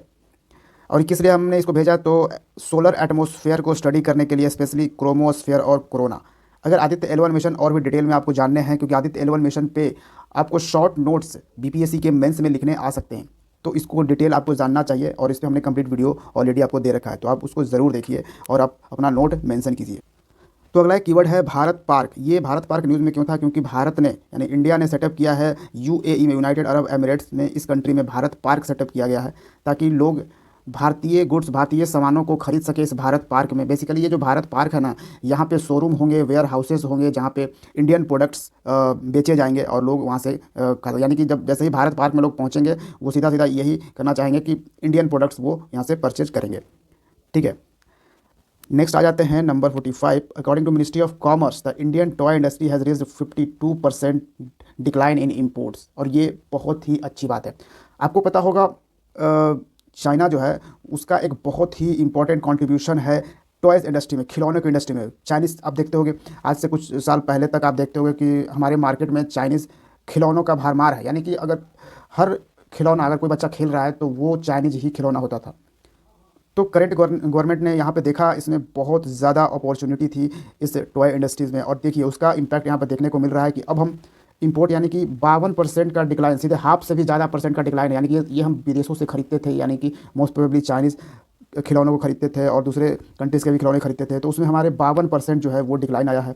वहीं पे हमारा एक्सपोर्ट, हम खिलौने बनाकर सिर्फ अपने देश में ही नहीं बेच रहे हैं बल्कि हम एक्सपोर्ट भी कर रहे हैं, उसमें 239% का इजाफा देखने को मिल रहा है, बढ़ंत देखने को मिल रहा है। ये हम बात कर रहे हैं फाइनेंशियल ईयर 2022-23 में, ठीक है। 2022-23 से कंपेयर कर रहे हैं 2014-15 को। 2014-15 में जब ये करंट गवर्नमेंट रूल में आई थी, उस वक्त से ये कंपेयर किया जा रहा है 2022-23 का। अभी जो हमारा फाइनेंशियल ईयर चल रहा है वो कौन सा है, वो है 2023-24 का, ठीक है। और ये हम बात कर रहे हैं 2022-23 तक। ऑब्वियसली रिपोर्ट आया है तो एक साल पहले का ही रिपोर्ट ये आएगा इसके बारे में, ठीक है। ये किसके द्वारा, तो मिनिस्ट्री ऑफ कॉमर्स ने ये बताया है। And it comes out in a study on success story of toys made in India. तो एक स्टोरी आया, एक रिपोर्ट आया, जिसका नाम हेडिंग क्या था कि success story of toys made in India, made in Indian toy का स्टोरी। किसने इसको रिलीज़ किया, किसने बनाया, तो IIM Lucknow, Indian institute of management Lucknow, DPIIT के बिहाफ पर बनाया है। तो इस तरह के भी रिपोर्ट से रिलेटेड क्वेश्चन जो है वो BPSC पूछता रहता है, तो काफ़ी ये सब इंपॉर्टेंट है। एक्चुअली मैंने जो यहाँ पे कलेक्ट करके जो भी करंट सेक्शन का क्वेश्चन लाया हूँ वो सिर्फ क्रीम है बिल्कुल, यानी कि मैंने बहुत ही छांट के आपके लिए बस BPSC एग्ज़ाम पर्सपेक्टिव से लेकर आया हूँ। हालांकि ये जो है, ये सारे मोस्ट इंपॉर्टेंट हैं, तो आपको और भी एग्जाम्स में देखने को मिल सकते हैं। तो आप एक जगह से करंट अफेयर्स की पढ़ाई करके काफ़ी सारे एग्जाम्स में बैठ सकते हो। नेक्स्ट भी एक रिपोर्ट से रिलेटेड क्वेश्चन है, world economic situation and prospect 2024 report. ये बहुत इंपॉर्टेंट रिपोर्ट है, इससे भी सवाल पूछे जाते हैं। World economic situation and prospect 2024 report है। ये world economic situation and prospect report release करता कौन है, यूनाइटेड नेशंस ने इसको रिलीज़ किया है। अब इसमें क्या फाइंडिंग्स निकल के आई है कि जो ग्लोबल इकोनॉमिक ग्रोथ है ना, वो 2023 में 2.7% का रहा। सोचिए, पूरी दुनिया भर में जो इकोनॉमिक ग्रोथ है दुनिया का, वो 2.7% रहा 2023 में। और ये एस्टिमेट किया गया है कि 2024 में पूरी दुनिया का जो इकोनॉमिक ग्रोथ है वो 2.4% हो जाएगा, यानी कि और कम घटने वाला है ग्रोथ, ठीक है। और वहीं पे भारत का अगर देखिए तो 2024 में ये एस्टिमेट किया गया है कि ये 6.2% का ग्रोथ रेट दिखाएगा। तो नेक्स्ट है एडिडास। एडिडास एक कंपनी है जो कि अपना ग्लोबल कैपेसिटी सेंटर बना रहा है। ये अपना इसका पहला स्ट्रेटेजिकली सेटिंग कर रहा है। ये पहला एडिडास का ऐसा ग्लोबल कैपेसिटी सेंटर है जो कि इंडिया के चेन्नई में बना रहा है। नेक्स्ट आते हैं स्नो लेपर्ड। ये एनिमल है जिसको स्नो लेपर्ड, जिसको किर्गिस्तान, जो कि सेंट्रल एशियन कंट्री है, इसने अपना ऑफिशियल यानी नेशनल सिंबल घोषित किया है, इसको नेशनल सिंबल के तौर पर। Snow leopard historically significant in Kyrgyz culture. तो किर्गिस्तान के कल्चर में भी ये इसका इंपॉर्टेंस है। Appearing in the story of Kyrgyz folk hero Manas. तो इनके एक लोकल तौर पर एक हीरो है मानस, तो इस वाली कहानी में स्नो लेपर्ड का जिक्र है, ठीक है। नेक्स्ट आ जाते हैं सेक्रेटरी जनरल। बिम्स्टेक का जो सेक्रेटरी जनरल वो कौन बने हैं, इंदिरामणि पांडे। और बिम्स्टेक आपको मालूम होगा 7 देशों का ये एक ग्रुप है। बिम्स्टेक यानी bay of Bengal initiative for multi sectoral technical and economic cooperation. इसमें कौन कौन से कंट्रीज, वो 7 कंट्रीज आ जाएंगे। एक है बांग्लादेश, भूटान, इंडिया, म्यांमार, नेपाल आ जाएगा, श्रीलंका और थाईलैंड। ये 7 कंट्री इसके मेंबर हैं। और इसका हेडक्वार्टर आपको ढाका में मिलेगा। और ढाका कहाँ पे है, बांग्लादेश की कैपिटल है। वर्ल्ड ट्रेड ऑर्गेनाइजेशन में भारत के एम्बेसडर के तौर पर किन्हें अपॉइंट किया गया है, वर्ल्ड ट्रेड ऑर्गेनाइजेशन में, सेंथिल पांडियन। क्या नाम है इनका, सेंथिल पांडियन को वर्ल्ड ट्रेड ऑर्गेनाइजेशन में अपॉइंट किया गया है। वर्ल्ड ट्रेड ऑर्गेनाइजेशन जिसका हेडक्वार्टर आपको जेनेवा में मिलेगा। 4 stars of destiny and autobiography. ये एक ऑटोबायोग्राफी है, एक किताब है 4 स्टार्स ऑफ डेस्टिनी। इसको किसने लिखा है, मनोज मुकुंद नरवाने ने। मनोज मुकुंद नरवाने कौन थे, ये हैं हमारे former chief of army staff.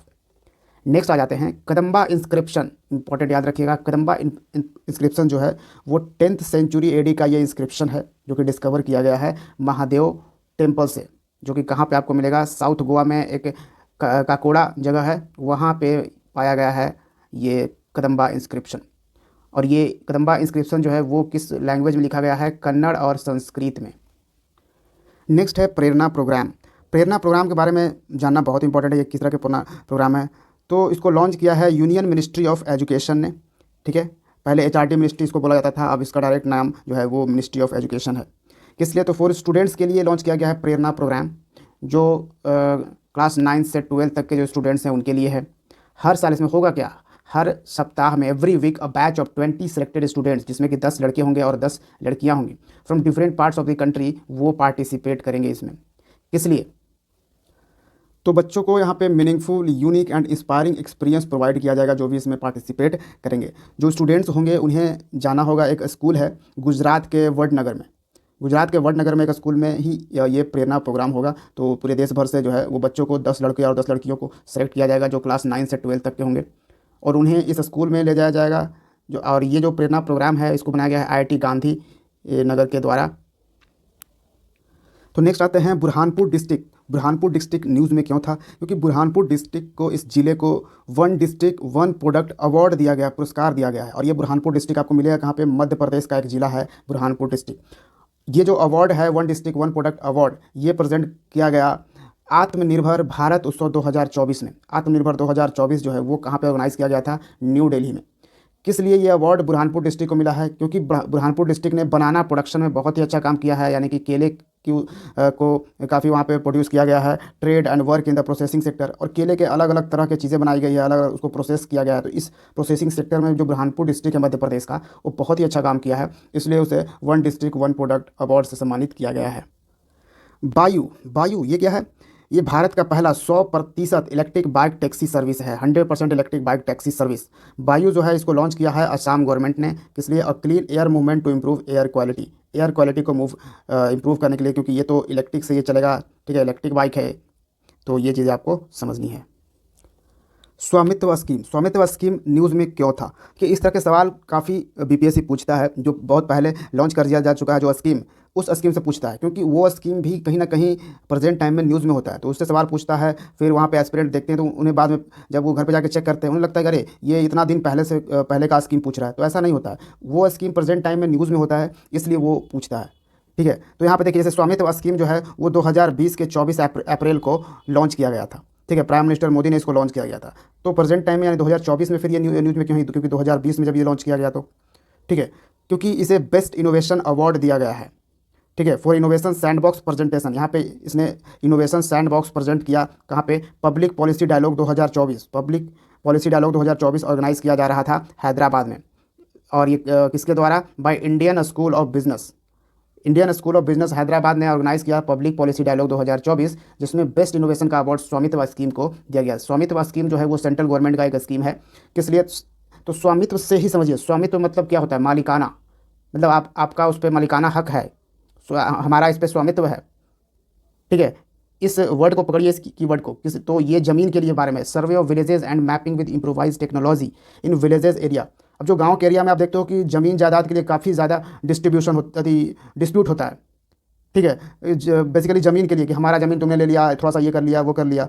तो उन्हीं ज़मीन को स्वामित्व स्कीम के थ्रू उनका डिजिटल मैपिंग करना होगा। उन्हें पहले तो जांच पड़ताल करके बढ़िया से उसको एक बार फिट करना होगा डिजिटली। उसके बाद ये कोई नहीं कहेगा कि इतना तुम्हारा था, इतना मेरा था, इतना, क्योंकि उसी वक्त जो भी करना होगा वो डिजिटल जब मैपिंग हो रहा होगा उसी वक्त जैसे होना होगा, जो प्रूफ देना होगा उसी तरीके से होगा।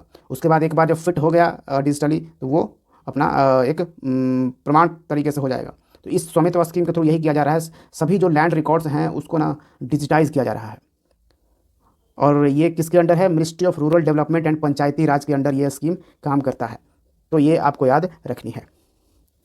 यहाँ भी आप वही देख सकते हो, to map the land parcels in rural inhabited areas using drone technology.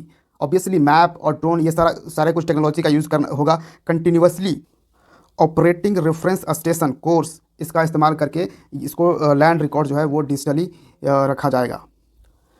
Next आ जाते हैं पैसा पोर्टल, ठीक है। पैसा पोर्टल क्यों न्यूज़ में था? तो पैसा पोर्टल को लॉन्च किया है ministry of housing and urban affairs ने। याद रखिए, इस तरह से जो अगर फुल ये नहीं लिखा हुआ है, शॉर्ट में ये लिखाता है ministry of housing and urban affairs, ठीक है। तो ये याद रखिए, तो ministry of housing and urban affairs ने ये पैसा पोर्टल लॉन्च किया है। ये किस लिए पोर्टल लॉन्च किया है? तो affordable credit and interest subvention access के लिए। ये एक सेंट्रलाइज्ड इलेक्ट्रॉनिक प्लेटफॉर्म है for processing interest subvention on bank loans to beneficiary under DNULM। अब ये एक जो स्कीम है दीनदयाल अंत्योदय योजना, नेशनल अर्बन लाइवलीहुड मिशन, इसके तहत जो लोन दिया जाता है बेनिफिशियरीज़ को, ठीक है। तो उसमें जो इंटरेस्ट प्रोसेसिंग किया जाएगा उसको, वो सारा कुछ का ये जो यानी कि दीनदयाल अंत्योदय योजना, नेशनल अर्बन लाइवलीहुड मिशन, इसके तहत जो भी लोन दिया जाएगा उसका जो डिजिटल रिकॉर्ड्स है वो सब पैसा पोर्टल पे रहेगा। जो भी इंटरेस्ट सबवेंशन करना है वो सब कुछ यहीं पे रहेगा। ठीक है। तो एक जगह और अगर कोई इस योजना के लिए अप्लाई करना चाहता है वो पैसा पोर्टल से अप्लाई करेगा। तो डिजिटली इस योजना को काफ़ी अफोर्डेबल लोगों तक एक्सेसिबल करने के लिए ये लॉन्च किया गया है पैसा पोर्टल। अब नेक्स्ट आ जाते हैं प्रसादम। मोस्ट इंपॉर्टेंट याद रखिएगा, प्रसादम क्यों न्यूज़ में था, तो प्रसादम है क्या। तो ये भारत का पहला healthy and hygienic food street है। फूड नहीं है बल्कि फूड स्ट्रीट है। एक पूरा गली है, उसको प्रसादम के नाम से जाना जाएगा, पूरा गली प्रसादम के नाम से जाना जाएगा। इसको लॉन्च किया है union ministry of health and family welfare में। और ये प्रसादम गली कहाँ पे लॉन्च किया गया है, ये मध्य प्रदेश के उज्जैन शहर में। ठीक है, किस लिए, तो आपको पता होगा उज्जैन में महाकालेश्वर मंदिर है, मोस्ट फेमस महाकालेश्वर मंदिर। तो महाकालेश्वर मंदिर में जो भक्त जाएंगे उनके लिए कन्वीनियंट हो वो खाने वाने के लिए, तो ताकि convenient and culturally rich dining का वहाँ पे व्यवस्था किया जाएगा। अब क्या है कि ऐसे कोई भी अब जो भक्त वहाँ जाएंगे इधर उधर से कुछ भी खा लेते हैं तो उनका हेल्थ पे प्रभाव पड़ेगा। तो यहाँ पे हेल्दी और हाइजेनिक फूड होगा इस पूरे गली में, ये पूरा गली में ही होगा हेल्दी एंड हाइजेनिक फूड, जो कि पूरे 939 मीटर स्क्वायर का ये है जगह, पूरा एरिया है, जिसमें कि करीबन 17 गो दुकानें हैं, पूरा फैला हुआ 17 दुकानें हैं। इसके थ्रू यहाँ पे महाकालेश्वर टेम्पल के भक्तों को ये प्रोवाइड किया जाएगा हाइजीनिक और हेल्दी फूड। ठीक है, अगला जाते हैं एंगर मैनेजमेंट। बुक है anger management the troubled diplomatic relationship between India and Pakistan. इसको किसने लिखा है, तो रिटन बाय अजय बिसरिया ने। अजय बिसरिया जो हैं वो एम्बेसडर रह चुके हैं अमेरिका में इंडिया का। एक और डिप्लोमेटिक बुक है वाई इंडिया मैटर्स, ये किताब है वाई इंडिया मैटर्स, भारत क्यों मैटर्स करता है। इसको लिखा है हमारे करंट के external foreign minister S Jaishankar साहब ने। नेक्स्ट पे आ जाते हैं इंडियन वाटरवेज डेवलपमेंट काउंसिल के बारे में। तो Indian waterways development council news में क्यों था, क्योंकि first meeting Indian waterways development council का ऑर्गेनाइज किया गया कोलकाता में इसी साल। तो ये पहला मीटिंग है इंडियन वाटरवेज डेवलपमेंट काउंसिल का, कोलकाता में इसको ऑर्गेनाइज किया गया।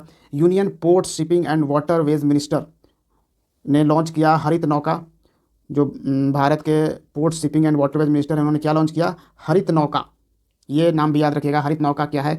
हरित नौका एक गाइडलाइंस है बेसिकली, ठीक है, for green transition of inland vessels and the river cruise tourism road map 2047, ताकि जो हम टूरिज़्म को बढ़ावा दे रहे हैं वाटर में हम क्रूज़ वगैरह उतार रहे हैं, लोग टूरिस्ट को हम प्रमोट कर रहे हैं कि वहाँ पे आइए घूमिए। तो ये जो हम टूरिज़्म कर रहे हैं, रिवर क्रूज़ का जो टूरिज़्म हमने करा है, ये ग्रीन ट्रांजिशन हो यानी कि सस्टेनेबल तरीके से इसका यूज़ हो, यानी कि पूरा नदी वदी को एकदम कचरा कबाड़ा कर दिया जाए इस तरह के क्रूज़ के चक्कर में, बिल्कुल सस्टेनेबल तरीके से हो ताकि वो।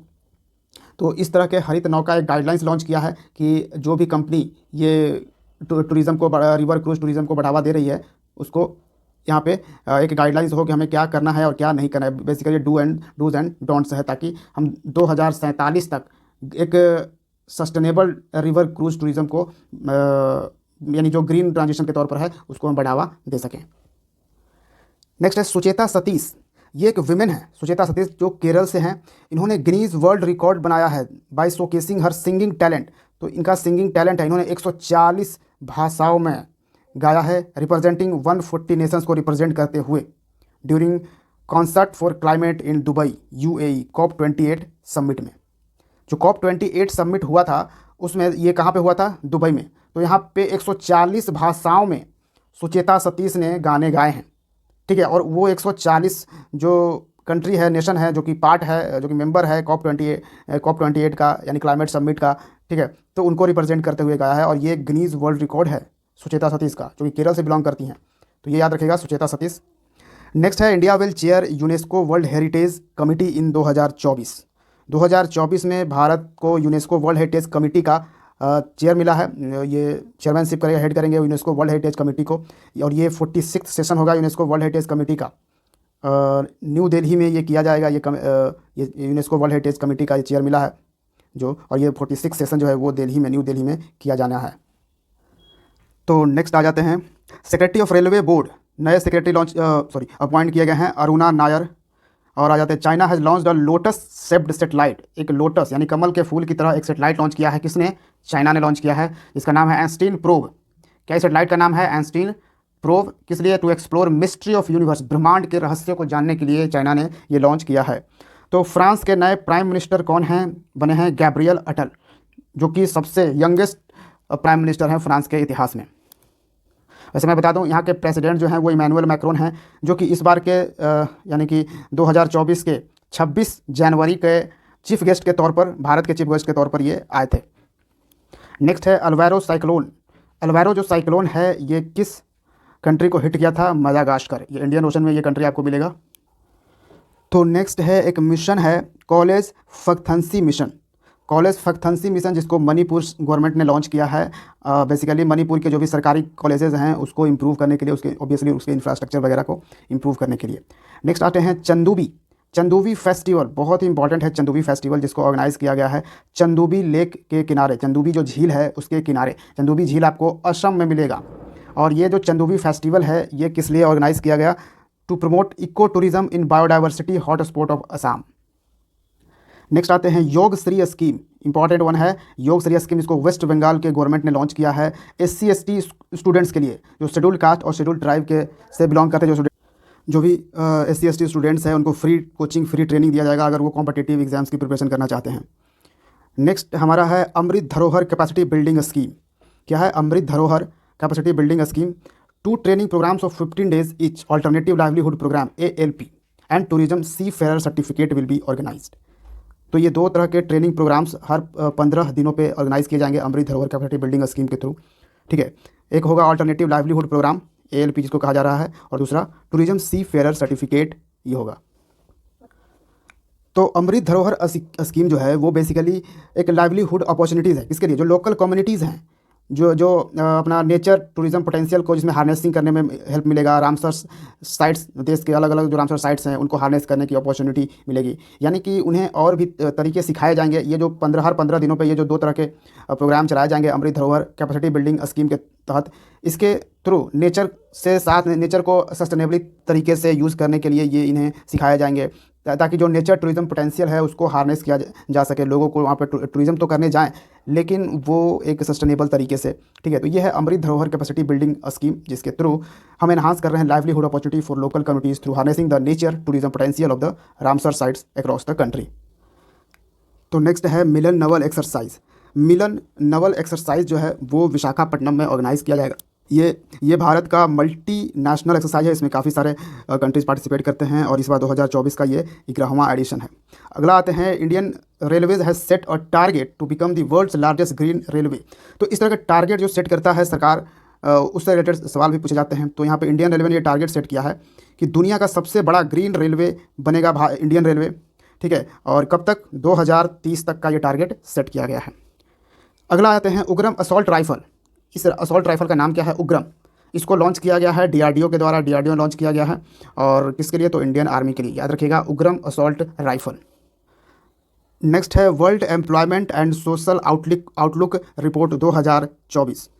World employment and social outlook report 2024, इसको लॉन्च किया गया है इंटरनेशनल लेबर ऑर्गेनाइजेशन के द्वारा। इंटरनेशनल लेबर ऑर्गेनाइजेशन जिसका हेडक्वार्टर आपको जिनेवा में मिलेगा, और जिनेवा तो आपको मालूम ही होगा ये स्विट्जरलैंड का शहर है। ठीक है, इसमें ये जो रिपोर्ट है world employment and social outlook report, इसमें फाइंडिंग्स क्या है कि ग्लोबल अनएम्प्लॉयमेंट रेट जो है यानी बेरोजगारी दर जो है पूरी दुनिया भर में 5.1% 2023 में रही थी, और 2024 में जो है वो और बेरोजगारी दर बढ़ने वाली है, 5.2% होने वाली है, ऐसा अनुमान लगा रहा है ये report, world employment and social outlook report. Next आ जाते हैं दिव्यकृति सिंह। दिव्यकृति सिंह जो कि राजस्थान से बिलोंग करती हैं, ये पहली इंडियन वीमेन हैं जिन्होंने अर्जुना अवार्डी, जो कि इक्वेस्टेरियन स्पोर्ट्स जो है इसके लिए अगर किसी वीमेन को मिला है अर्जुन अवार्ड, उसमें ये पहली हैं ऐसी। ठीक है, पूरे देश भर में 26 ऐसे एथलीट्स हुए जिनको अर्जुन अवार्ड 2023 से सम्मानित किया गया है। नेक्स्ट है सम्मान रुपये क्रेडिट कार्ड। सम्मान रुपये क्रेडिट कार्ड जो कि गवर्नमेंट एम्प्लॉय के लिए ये लॉन्च किया गया है। किसके द्वारा? NPCI और इंडसइंड बैंक के द्वारा। NPCI वही है जिसने UPI लॉन्च किया गया है, national payment corporation of India. अब देखिए रेड आंट चटनी, जी हाँ, लाल वाली जो चींटियाँ होती हैं आपने देखा होगा बिल्कुल, उन लाल वाली चींटियों की चटनी बनती है। कहाँ पे? उड़ीसा में। ठीक है, उड़ीसा में इस तरह की चटनी एक ट्राइब है जो कि इसको बनाती है चटनी, और इस चटनी को यानी कि उड़ीसा के मयूरभंज जिले की ये जो रेड आंट चटनी है इसको मिल गया है GI टैग, तो याद रखिएगा। अब अगला आ जाते हैं स्वच्छता सर्वेक्षण 2023 अवार्ड्स में। तो स्वच्छता सर्वेक्षण 2023 का ये जो अवार्ड है 2023, ये 8वां एडिशन है। और सबसे पहला जो एडिशन आया था स्वच्छता सर्वेक्षण 2023 अवार्ड का, ये 2016 में आया था। इसको ऑर्गेनाइज कौन करता है स्वच्छता सर्वेक्षण को? ये अभी हमने आपको बताया था कि इसका फुल फॉर्म क्या है, ministry of housing and urban affairs, ठीक है। और ये अवार्ड जो है उसको किसने दिया? ऑब्वियसली हमारी प्रेसिडेंट हैं द्रौपदी मुर्मू, इन्होंने डिस्ट्रीब्यूट किया। और टॉप नंबर पे पहले स्थान पे कौन रहा? इसमें इंदौर एंड सूरत, सबसे क्लीनेस्ट सिटी, सबसे साफ़ सुथरा शहरों में टॉप पे रहा इंदौर। इंदौर तो पिछले 6 सालों से कंटिन्यूसली 6-7 सालों से आ रहा है, और इस बार सूरत भी टॉप पर है। तो दोनों साथ में ही टॉप पर हैं उन कैटेगरी में जिसमें कि पॉपुलेशन मोर देन, जिन शहरों का जो जनसंख्या है वो 1 लाख से ज़्यादा है, उसकी कैटेगरी में इंदौर और सूरत टॉप पर हैं। और जहाँ पे पॉपुलेशन 1 लाख से कम है उसमें टॉप पर रहा सासवद सिटी। सासवद सिटी है कहाँ पे आपको मिलेगा? महाराष्ट्र में। और ये तो हम शहरों की बात करें, अगर राज्य पूछा जाए आपसे कि सबसे साफ शहर कौन सा रहा स्वच्छता सर्वेक्षण 2023 के अकॉर्डिंग, तो ये रहा महाराष्ट्र नंबर 1 पे, मध्य प्रदेश सेकंड पे और छत्तीसगढ़ थर्ड पे आपको दिखेगा। अब गंगा के किनारे रहने वाले जो शहर हैं उनमें क्लीनेस्ट गंगा सिटी टॉप पे कौन सा रहा? तो फर्स्ट पे वाराणसी और सेकंड पे प्रयागराज, दोनों ही उत्तर प्रदेश के शहर हैं। और इस बार जो स्वच्छ सर्वेक्षण 2023 जो था, इसका थीम क्या था? ये भी इंपॉर्टेंट है। ये थीम था वेस्ट टू वेल्थ। नेक्स्ट है अटल सेतु। अटल सेतु जिसको जो जाना जाता है मुंबई ट्रांस हार्बर लिंक के नाम से, ठीक है। और रिसेंटली अटल सेतु को इनॉग्रेट किया गया है। अटल सेतु, इसको पहले मुंबई ट्रांस हार्बर लिंक से भी जाना जाता था, और ये भारत का सबसे लंबा सी ब्रिज है, ठीक है। कनेक्टिंग सेवरी टू, मुंबई के सेवरी जगह से ये कनेक्ट करता है नवी मुंबई को चिरले जगह से, ठीक है। और ये टोटल इसका लेंथ 21.8 किलोमीटर है, लेकिन जहाँ पे आपको दिख रहा है कि सबसे भारत का सबसे लंबा सी ब्रिज है, तो ये ब्रिज 16.5 किलोमीटर सी पर है और मात्र 5.5 किलोमीटर रोड पे आपको दिखेगा। और पूरी दुनिया भर में अगर भारत का तो सबसे लंबा है पूरी दुनिया भर में। वैसे मैं बता दूं कि इसके पहले अटल सेतु के बनने के पहले भूपेन हजारिका असम में एक ब्रिज है, वो भारत का सबसे लॉन्गेस्ट सी ब्रिज था, ठीक है। अब ये सबसे लंबा हो गया है अटल सेतु, क्योंकि आप देख ही रहे हो कि ये 21.8 किलोमीटर का है पूरा। और पूरी दुनिया भर में देखा जाए तो अटल सेतु का 12वां नंबर आता है, 12th longest sea bridge in the world. और सबसे पहला जो है सी ब्रिज का प्लान, यानी कि ये जो अटल सेतु का जो प्लान है ये आज का ही नहीं है, बल्कि सबसे पहले इसका 1960 में इंट्रोड्यूस किया गया था कि हम नवी मुंबई को मुंबई से जोड़ देते हैं, ठीक है। ये प्लान 1960 में आया था। 1960 का प्लान जो है अब जाकर हकीकत बना है 2024 में। तो दुनिया का पहला वायरलेस ट्रांसपेरेंट टीवी, ठीक है, world's first wireless transparent TV जो है वो अनवील्ड किया है एलजी इलेक्ट्रॉनिक्स, ये जो कंपनी एलजी का है इसने। नेक्स्ट आ जाते हैं पॉल्यूटेड सिटीज़ रैंकिंग, एक आया है इन इंडिया में जिसको क्रिया ने लॉन्च किया है, यानी centre for research on energy and clean air. इसने रिलीज़ किया है polluted cities ranking in India, जिसमें कि टॉप किया है बर्नीहाट ने टॉप किया है सबसे पॉल्यूटेड शहरों में। और ये मेघालय का एक शहर है, सबसे ज़्यादा पॉल्यूटेड है ये, यानी कि दुनिया भर का यहाँ पे आप कह सकते हो, सॉरी इंडिया का है ये एक्चुअली। इंडिया का सबसे अगर पॉल्यूटेड शहर कहा जाए तो बर्नीहाट जो मेघालय का है इसको कहा जा रहा है इस centre for research on energy and clean air के अकॉर्डिंग, ठीक है। अलग अलग के रिपोर्ट में अलग भी देखा जा सकता है, इसमें कोई दो राय नहीं है। सेकंड मोस्ट पॉल्यूटेड शहर में आपको बिहार का बेगूसराय मिलेगा और उत्तर प्रदेश का ग्रेटर नोएडा मिलेगा, ठीक है। फर्स्ट पे तो बर्नीहाट है, सेकंड का बेगूसराय और थर्ड में ग्रेटर नोएडा। नेक्स्ट आ जाते हैं T3 एशियन शूटिंग चैंपियनशिप 2024। तो एशियन शूटिंग चैंपियनशिप 2024 जो है ये ऑर्गेनाइज़ किया गया जकार्ता में। जकार्ता जो है वो कैपिटल है इंडोनेशिया की, और इसमें इंडिया ने टॉप किया है मेडल टैली को 19 मेडल के साथ। तो इंडिया ने 19 मेडल जीतकर एशियन शूटिंग में इंडिया बहुत ही कमाल करता है। आप जो भी गेम्स आप देखो उसमें, ठीक है। तो इसमें 19 मेडल्स हमने जीते हैं, और इसके साथ ही हम मेडल टैली को टॉप कर रहे थे। 19 मेडल्स में 7 गोल्ड इंडिया ने लाया, 6 सिल्वर और 6 ब्रॉन्ज। चाइना इसमें सेकेंड रहा। अगला देखते हैं IIT Madras is set to start a new campus. Sri Lanka में नया कैंपस IIT मद्रास अपना स्टार्ट करने वाली है, तो ये याद रखिएगा। नेक्स्ट है Tenzing Norgay national adventure award 2022। क्या है? Tenzing Norgay national adventure award 2022। इसमें 4 विनर्स हैं, 4 लोगों को Tenzing Norgay national adventure award 2022 दिया गया है। सविता कंसवाल, प्रवीण सिंह, तुलसी चैतन्य, अंशु कुमार तिवारी। और इसमें सविता कंसवाल जो है उनको पोस्टुमसली दिया गया है, मरणोपरांत दिया गया है। और आज के सेशन का लास्ट है ग्रेविटी वन इसको लॉन्च किया है चाइनीज़ कंपनी है ओरियन स्पेस ने, और ये एक मेड इन रॉकेट है। ग्रेविटी वन एक मेड इन रॉकेट है, तो ये भी आपको याद रखना है। अब इसलिए अगर चाइनीज़ ओरियन स्पेस है, यानी कि अगर कंट्री यहाँ से पूछे कि किस कंट्री ने लॉन्च किया, तो अब इसलिए आपको चाइना ही बोलना है। तो ये था पार्ट 2। जल्द ही आपको पार्ट 3 पार्ट 4 भी मिलेगा जनवरी का। तो उम्मीद है आपको ये सेशन पसंद आ रहा होगा, तो वीडियो को लाइक शेयर ज़रूर कीजिएगा। मिलते हैं बीपीएससी ज्ञान के अगले वीडियो में। Thank you for watching. जय हिंद। Hello aspirant, welcome to BPSC Gyan. मेरा नाम है आलोक रंजन सिंह और देखिए हमारा बेस्ट 200 का करंट अफेयर्स का सीरीज़ ये चल रहा है। तो हम जनवरी 2024 का डिस्कस कर रहे हैं, जिसमें 2 वीडियो हमने ऑलरेडी आपको प्रोवाइड कर दिया है चैनल पे, आप ज़रूर चेक कीजिए। और ये हमारा 3rd वीडियो है और एक और वीडियो आएगा। 4 वीडियो में हम ये जनवरी 2024 के करंट अफेयर्स कवर कर लेंगे, ठीक है। तो 86 नंबर तक हमने लास्ट वीडियो में डिस्कस किया था। आज 87 नंबर से डिस्कस करते हैं। रामलला दर्शन स्कीम। तो रामलला दर्शन स्कीम, जैसा कि आपको पता है, 22 जनवरी 2024 को अयोध्या में राम मंदिर का उद्घाटन हो चुका है और वहाँ पे राम जी की, यानी कि वो राम जी के बचपन के स्टैचू जो है वो वहाँ पे लगा दी गई है। तो रामलला दर्शन स्कीम, इसको लॉन्च किया गया है छत्तीसगढ़ गवर्नमेंट द्वारा, newly appointed Chhattisgarh government. Vishnu Deo Sai ये हैं नए सीएम ऑफ छत्तीसगढ़। तो इन्होंने लॉन्च किया यह स्कीम रामलला दर्शन। इसके तहत बेसिकली ये 20,000 ऐसे एलिजिबल जो छत्तीसगढ़ के निवासी हैं उनको होली सिटी, पवित्र नगरी अयोध्या के को मतलब घुमाने के लिए ये ले जाएंगे, दर्शन कराएंगे। रामलला के दर्शन कराने के लिए ये ले जाने वाले हैं रामलला दर्शन स्कीम के तहत, ठीक है। नेक्स्ट आते हैं 88, world's first armless women archer to get Arjuna award. तो आज तक कभी भी पूरी दुनिया भर में ऐसी कोई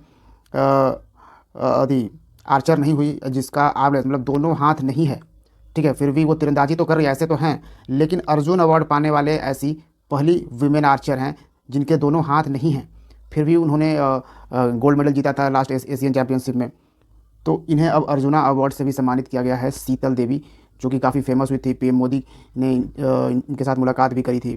तो ये जम्मू एंड कश्मीर से बिलोंग करती हैं। तो नेक्स्ट है पेंच टाइगर रिजर्व। तो पेंच टाइगर रिजर्व को टाइटल मिल गया है किस चीज़ का? तो भारत का पहला डार्क स्काई पार्क का। डार्क स्काई पार्क भारत का तो ये पहला है, पर एशिया का अगर देखें तो ये 5वें नंबर का है। बेसिकली ये नाइट स्काई को, रात में जो स्काई है, आसमान है, उसको प्रोटेक्ट करने में हेल्प करेगा, जिसमें वो लाइट पॉल्यूशन को रिड्यूस करने में मदद करेगा डार्क स्काई पार्क, ठीक है। तो ये पेंच टाइगर रिजर्व को ये टाइटल दिया गया है डार्क स्काई पार्क का। अच्छा, और ये पेंच टाइगर रिजर्व है कहाँ पे? मध्य प्रदेश में, ठीक है। नेक्स्ट सवाल पे आते हैं। सहयोग काइजिन, ये एक जॉइंट एक्सरसाइज है, obviously army coast guard exercise actually. तो ये इंडियन कोस्ट गार्ड और जापानीज़ कोस्ट गार्ड के बीच में ये किया जाता है सहयोग काइजिन। ये कोस्ट गार्ड का है, जो अपने ये जो हमारा कोस्ट गार्ड वाला, ये जो हमारा कोस्टल एरिया है, ये जो हमारा कोस्टल एरिया है, इसकी सुरक्षा आखिर कौन करेगा? अब ये वाला जो हमारा पार्ट है, ठीक है, ये वाला जो हमारा पार्ट है, ये तो बॉर्डर सिक्योरिटी बीएसएफ करता है, ठीक है, इस तरह से। और फिर ये वाला पार्ट ये सब है, तो इन सब तो बॉर्डर पे सिक्योरिटी है, लेकिन आखिर जो वाटर वाली जो हमारी बॉर्डर है उसकी भी तो सिक्योरिटी होनी चाहिए। तो इसको सिक्योरिटी करने के लिए यहाँ पे कोस्ट गार्ड जो है वो लगाए जाते हैं। तो इनका ही युद्ध अभ्यास हो रहा था। और ये सहयोग काइजिन जो जॉइंट एक्सरसाइज ये हुआ, ये जापानीज कोस्ट गार्ड और इंडियन कोस्ट गार्ड के बीच में ऑर्गेनाइज़ किया गया है। तो नेक्स्ट आ जाते हैं युवा निधि योजना। युवा निधि योजना को लॉन्च किया है newly elected CM of Karnataka government ने। ये हैं रेवंत रेड्डी, ठीक है। ये सारे लोग सीएम बने हैं ऑब्वियसली ये 2023 में। तो कर्नाटका गवर्नमेंट ने लॉन्च किया ये युवा निधि योजना। ये है क्या? तो अनएम्प्लॉयमेंट एजुकेटेड यूथ के लिए है, यानी कि जो बेरोजगार पढ़े लिखे बेरोजगार युवा हैं, एक तरह से उनके लिए बेरोजगारी भत्ता है ये, ठीक है, जिसको हम हिंदी में प्योर बोल सकते हैं कि बेरोजगारी भत्ता। इसलिए तो उन्हें फाइनेंशियल सपोर्ट प्रोवाइड किया जाएगा 3,000 रुपये का। कब? जब आपके पास होगा डिग्री, ठीक है। 3,000 रुपये प्रोवाइड किया जाएगा। अगर 1,500 रुपये प्रोवाइड किया जाएगा जब आपके पास डिप्लोमा डिग्री होगा, ठीक है, ये बात है। फिर है ONGC, ये एक हमारी ऑयल कंपनी है जिसने डिस्कवर किया है ऑयल। देखिए इंडिया में ऑयल बहुत ही मुश्किल है, नहीं मिलता है, लेकिन कृष्णा गोदावरी बेसिन में कुछ ऑयल्स जो है वो डिस्कवर किया है ONGC ने। यह भारत सरकार का PSU है, इसको पब्लिक सेक्टर यूनिट बोला जाता है। एक वर्ड है न्यूज़ में ध्यू। ये ध्यू है क्या? तो ध्यू एक न्यू जनरेशन इलेक्ट्रिक फेरी है। फेरी क्या है? फेरी मतलब एक स्थान से दूसरे स्थान को ले जाने और लाने वाला कोई चीज़, वैसा कोई व्हीकल्स वगैरह हो। तो यहाँ पे आप समझो ये एक शिप है, ठीक है। ध्यू एक शिप है, नए जनरेशन का इलेक्ट्रिक शिप है। और इसको लॉन्च किसने किया है? GRSC ने, garden rich ship builders engineering जो है ये शिप बनाता है, इस कंपनी ने इसको लॉन्च करी है। अगला आ जाते हैं, एक है दीपा भंडारे। दीपा भंडारे ऐसी पहली वीमेन बन गई हैं जिन्होंने जीत लिया है बेस्ट इन्वायरमेंट ऑफिसर अवार्ड। किस कैटेगरी में? तो शुगर इंडस्ट्री में बेस्ट इन्वायरमेंट ऑफिसर अवार्ड जीतने वाली पहली महिला बनी हैं दीपा भंडारे। नाम इंपॉर्टेंट है, याद रखिएगा, Deepa Bhandare. And she is associated with the Shri Datta cooperative sugar factory. Basically ये किस कंपनी में कार्यरत है? तो Shri Datta cooperative sugar factory में। और शुगर की इंडस्ट्री में इन्वायरमेंट के लिए अच्छा करने के लिए इन्हें बेस्ट इन्वायरमेंट ऑफिसर का अवार्ड दिया गया है दीपा भंडारे को, जैसी होने वाली पहली महिला है। अटपदी कंजर्वेशन रिजर्व। अटपड़ी कंजर्वेशन रिजर्व जो है वो महाराष्ट्र में है, महाराष्ट्र का, और महाराष्ट्र के सांगली डिस्ट्रिक्ट में मिलेगा अटपड़ी कंजर्वेशन रिजर्व। इसको नया कंजर्वेशन रिजर्व डिक्लेयर कर दिया गया है। तो ये महाराष्ट्र का एक नया कंजर्वेशन रिजर्व हो चुका है। ठीक है, एक प्लेयर है जिसका नाम है टीम साउदी। ठीक है, क्रिकेट प्लेयर है टीम साउदी, लेकिन ये न्यूजीलैंड के हैं। टीम साउदी पहले ऐसे बॉलर बन चुके हैं जिन्होंने 150 विकेट ले लिया है T20 इंटरनेशनल में। ठीक है, T20 इंटरनेशनल में 150 विकेट्स लेने वाले दुनिया के पहले बॉलर बन चुके हैं टीम सऊदी, जो कि न्यूजीलैंड से बिलोंग करते हैं। नेक्स्ट आते हैं कि work for food. Work for food को डेवलप किया है IIT दिल्ली ने। ये एक तरह से आप डिवाइस कह सकते हो।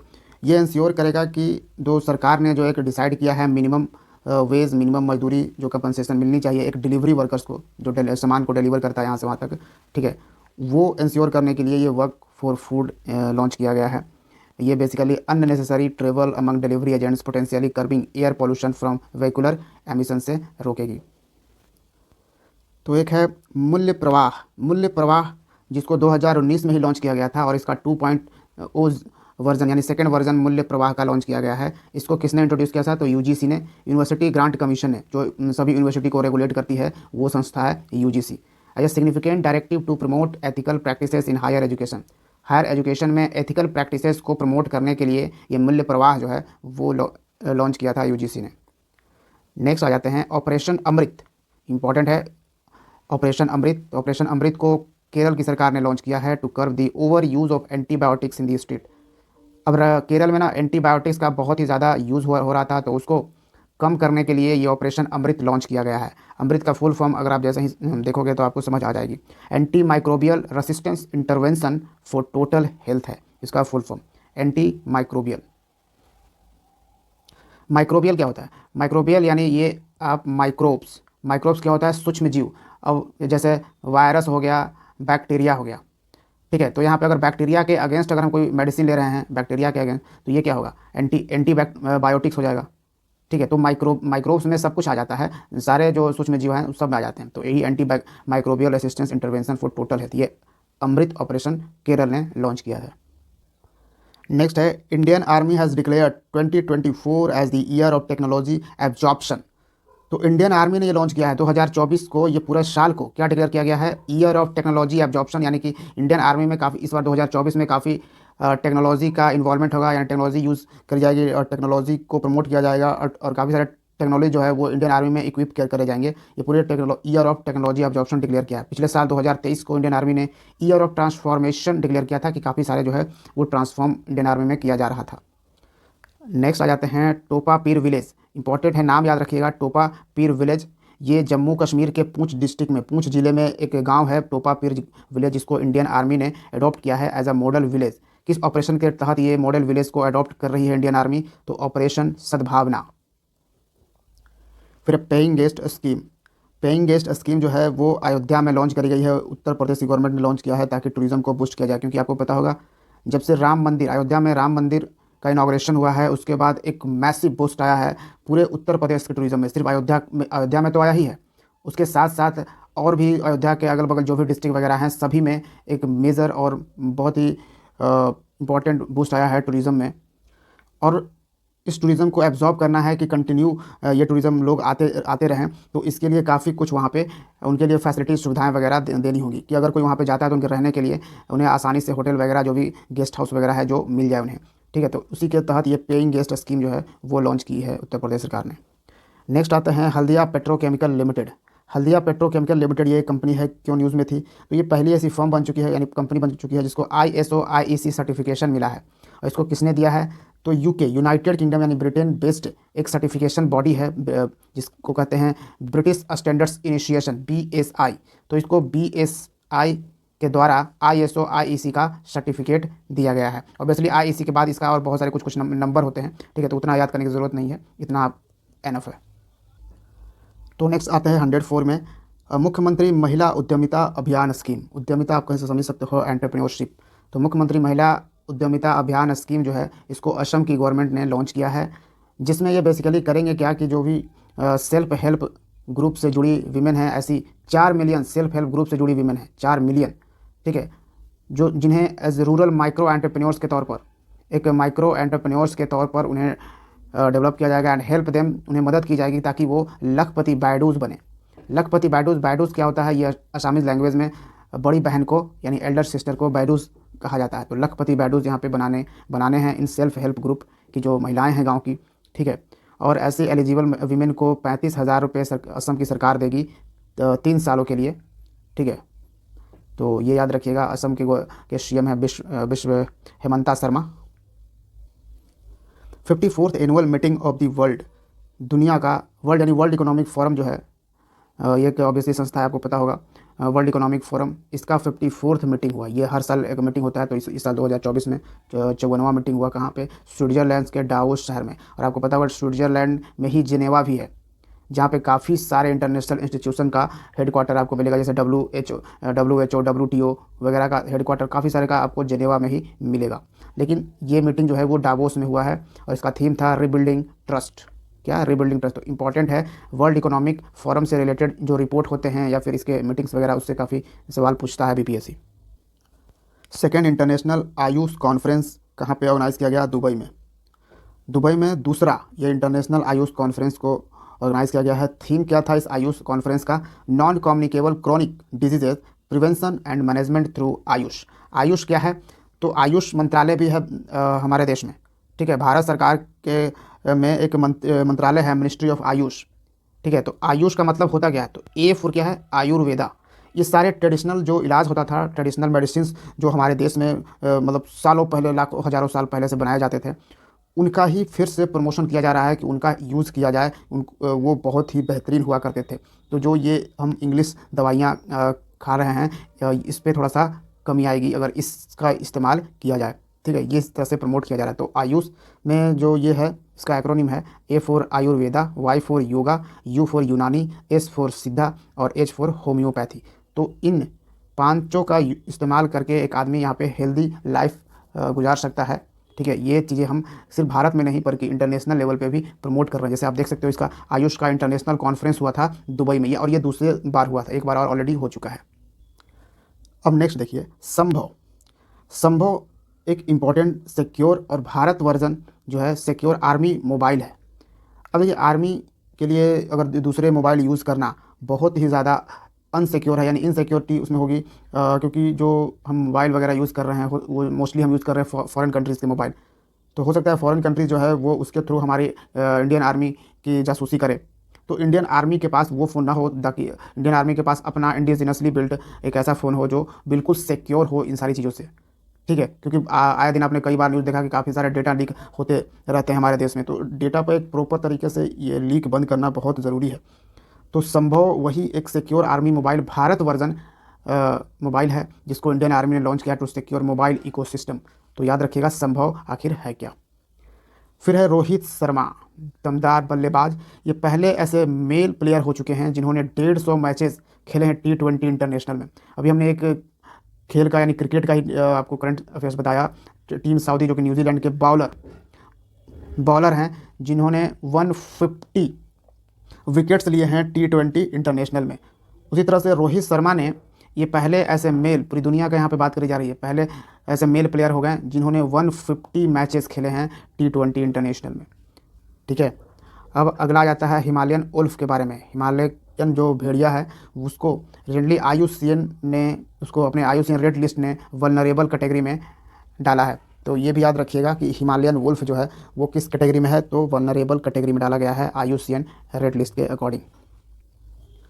अयोध्या, ये कुछ ऐसा प्रोनाउंस हो रहा है क्या? अयोध्या, अयोध्या, अयोध्या हो रहा है क्या? तो जी हाँ, बिल्कुल हो रहा है। तो देखिए, इंडिया थाईलैंड बायलैटरल मैरीटाइम ये एक्सरसाइज का नाम है। अयोध्या किसका नाम है? तो maritime exercise, naval exercise का नाम है, जो इंडिया और थाईलैंड के बीच में होता है। इसका ये मतलब है, यानी अयोध्या का मतलब अगर देखा जाए तो इसका लिटरल मीनिंग है द इनविंसिबल वन और अनडिफीटेबल, जिसे हराया ना जा सके उसे हम अयोध्या कहते हैं। ठीक है, ये क्या सिंबलाइज कर रहा है? तो the significance of two oldest cities, दो ओल्डेस्ट सिटीज़ का, भारत के उत्तर प्रदेश में जो अयोध्या है ये एक बहुत ही एंशियंट सिटी है, और थाईलैंड का एक सिटी अयोध्या है। भारत का सिटी अयोध्या है और थाईलैंड का एक सिटी अयोध्या है। ये दोनों काफ़ी ओल्डेस्ट सिटीज़ में से एक है। ठीक है, जो सिंबलाइज करता है इनके दो oldest cities of India and Thailand. Ayodhya exercise जो कि एक मैरी टाइम एक्सरसाइज है इंडिया और थाईलैंड के बीच में। ठीक है, अगला है 30 metre telescope project. 30 metre telescope project ये एक है, जिसको मौना किया एंड इनएक्टिव वोल्केनो हवाई। कहाँ पे ये प्रोजेक्ट शुरू किया गया है? 30 मीटर टेलीस्कोप प्रोजेक्ट तो मौना किया पर किया गया है। मौना किया एक इनएक्टिव वोल्केनो, जो अभी एक्टिव नहीं है, उस पे किया गया है। और जगह कहाँ पे है? यूएसए के हवाई जगह पे ये आपको मिलेगा। World's most advance ground based observatory है ये। अभी 30 मीटर टेलीस्कोप प्रोजेक्ट ये है क्या? ये वर्ल्ड्स मोस्ट एडवांस, बहुत ज़्यादा एडवांस्ड ये है, ग्राउंड बेस्ड ऑब्जर्वेटरी है। किस चीज़ के लिए? Optical, near infrared and mid infrared observation के लिए। तो ये 30 मीटर टेलीस्कोप प्रोजेक्ट से आपसे सवाल ऐसे ही पूछा जा सकता है कि ये कहाँ पे है, तो आप यहाँ पे अमेरिका में यहाँ पे बना सकते हो। क्या है? ऑब्वियसली ये एक ऑब्जर्वेटरी है। ठीक है, अगर आप तो बोला किस वोल्केनो पे किया गया है, ये मौना किया वोल्केनो, जो कि एक इनएक्टिव वोल्केनो है। तो इस तरह से ये पूरा अगर डिटेल में इसलिए मैं लेकर ये आ रहा हूँ ताकि आपके जो स्टेटमेंट वाइज सवाल होते हैं, स्टेटमेंट वाइज क्वेश्चंस होते हैं, उसको आप इजीली सॉल्व कर पाओ। नेक्स्ट है इंडिया इंटरनेशनल साइंस फेस्टिवल 2023। इसको ऑर्गेनाइज़ किया गया हरियाणा का एक जगह है फरीदाबाद। फरीदाबाद में India international science festival organise किया गया है, और थीम इसका क्या था? Science and technology public outreach in Amritkaal. ठीक है, तो ये हमारा अमृतकाल है 2047 तक, ये हम अमृतकाल में ही हम एंटर किए हुए हैं, तो ये याद रखिएगा। फिर फीफा का अवार्ड अनाउंस हो चुका है। फीफा आपको पता ही होगा, ये फुटबॉल की इंटरनेशनल बॉडी, गवर्निंग बॉडी है। Best FIFA men's player award 2023 किसे दिया गया? लियोनेल मेसी, दुनिया के सबसे महान फुटबॉलर हैं लियोनेल मेसी, जो अर्जेंटीना से बिलोंग करते हैं। बेस्ट फीफा विमेंस प्लेयर 2023 का अवार्ड किसे दिया गया? ये तो मेल में हो गया, लेकिन विमेंस में किसको दिया गया है? एताना बोनामाटी को। एताना बोनामाटी जो हैं वो स्पेन की फुटबॉलर हैं। ठीक है, तो ये याद रखिएगा। देखिए, मैं जो भी करेंट अफेयर्स लेके आ रहा हूँ वो बेस्ट ऑफ द बेस्ट लेके आ रहा हूँ। ठीक है, कोई भी यूँ ही लेकर नहीं आ रहा कि बस भाई मैं वीडियो में देना है तो लेकर आया, ऐसा कुछ नहीं है। बस उतना ही मैं ला रहा हूँ कि बेस्ट, ऐसा कुछ ज़रूरी भी नहीं है कि पूरा आपको 200 ही मिले। हो सकता है 200 से कम ही आपको मिले, 160 मिले, 170 मिले, 180 इतना ही मिले, लेकिन वो बेस्ट ऑफ द बेस्ट होगा। हम जानबूझ के 200 पूरा का पूरा नहीं करेंगे कि भाई कुछ भी डाल दो, 200 बनाना है तो 200 बनाना है, ऐसा कुछ नहीं। बस मेरा मोटिव है कि बेस्ट करंट अफेयर्स लाएँ जो कि बीपीएससी एग्जामिनेशन और बिहार के और अदर जो एग्जामिनेशन हैं उनमें आपको काम आ सके। बिहार का ही क्या, सेंट्रल लेवल का ही अगर एग्जामिनेशन है तो उसमें भी आपको काम आए। तो यहाँ पे नेक्स्ट हो जाता है इंडियन नेवी शिप्स चीता, गुलदर एंड गंभीर हैव बीन डिकमीशन्ड। इसको डिकमीशन कर दिया गया, इन तीनों शिप को। भारत के नेवी का ये शिप था चीता, गुलदौर और कुंभीर, तीनों को डिकमीशन कर दिया गया है। 4 डिकेड्स ऑफ ग्लोरियस सर्विस, 4 दशक के बाद इन्हें अपना सर्विस दे दिया, अब इसको डिकमीशन कर दिया गया है, अब इसका इस्तेमाल नहीं किया जाएगा। नेक्स्ट आ जाता है India's first centrally funded, centre के द्वारा फंड किया गया ये भारत का पहला काउ सेंचुरी है, जिसको सेंटर फंड करता है। काउ सेंचुरी जिस कहाँ पे? मुजफ्फरनगर ज़िले में। मुजफ्फरनगर ज़िला जो है वो उत्तर प्रदेश में है। मुजफ्फरपुर है बिहार में। ठीक है, मुजफ्फरपुर बिहार का ज़िला है, लेकिन यहाँ पे मुजफ्फरनगर की बात की जा रही है जो कि उत्तर प्रदेश का ज़िला है। तो वहाँ पे ये काउ सेंचुरी इस्टेब्लिश किया गया है, जिसको सेंटर फंड करता है। किस मिशन के अंडर राष्ट्रीय गोकुल मिशन। ठीक है, अगला है एक स्पीसीज़ है सिनोमिक्ररस गोरेई, सिनोमिक्ररस गोरेई।